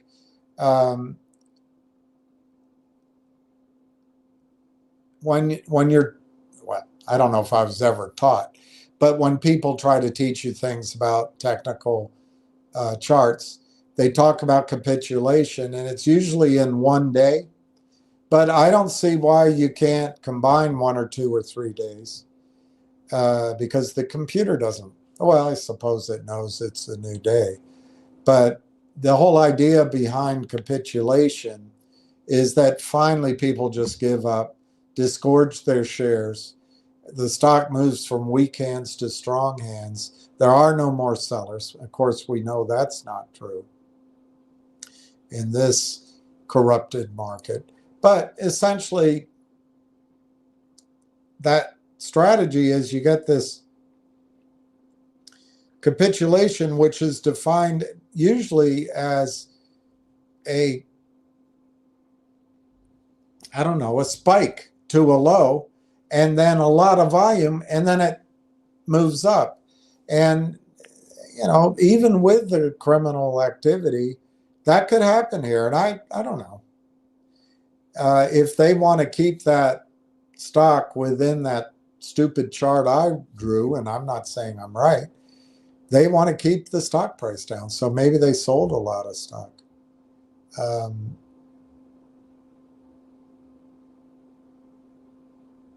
The broker on the ask is anonymous. Might as well just telegraph that they're the criminals.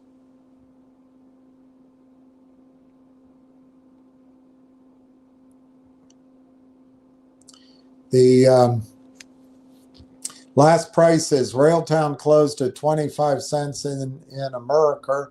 ZJYL closed at 24.08. MGRX closed down 8 cents basically at 0.706.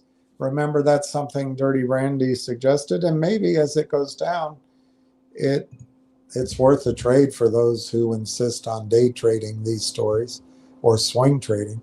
Next trip is down 5 cents at 326, and Finger Motion is down 6 cents at 120.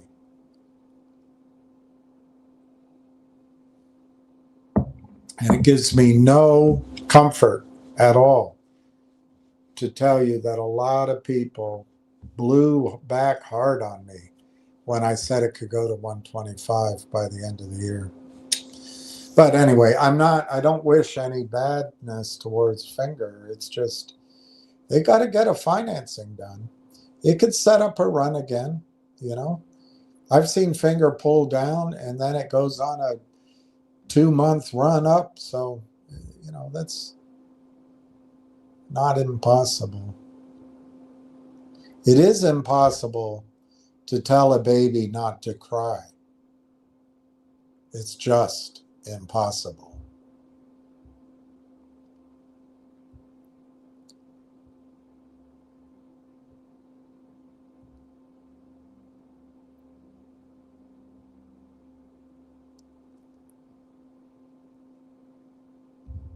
All right, Daily Mail.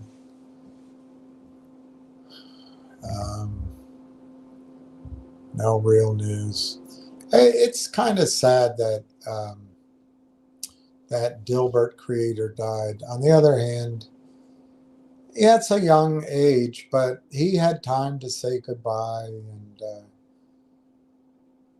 as Clint Eastwood says, we've all got it coming, kid.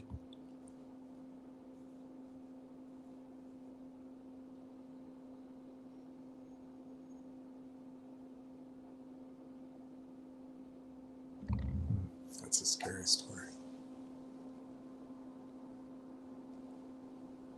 Ward Richardson. William Almost Legend talked about that weeks ago in November, the 8-week rule. But was that to close? I must have misunderstood him. I thought that was to close an acquisition. That's interesting. 8, okay. He did good research. That's exciting, Ward. That's exciting.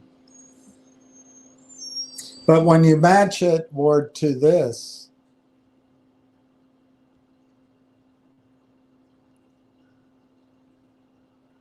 and nobody can say that this is hearsay. She likes to say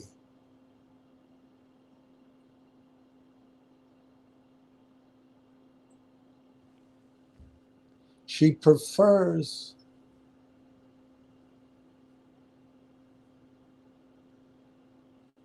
Pinot Noir, but she likes to say Cabernet. Why can't I see this?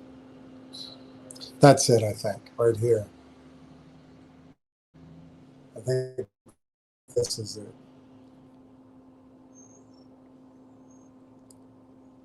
This poor woman.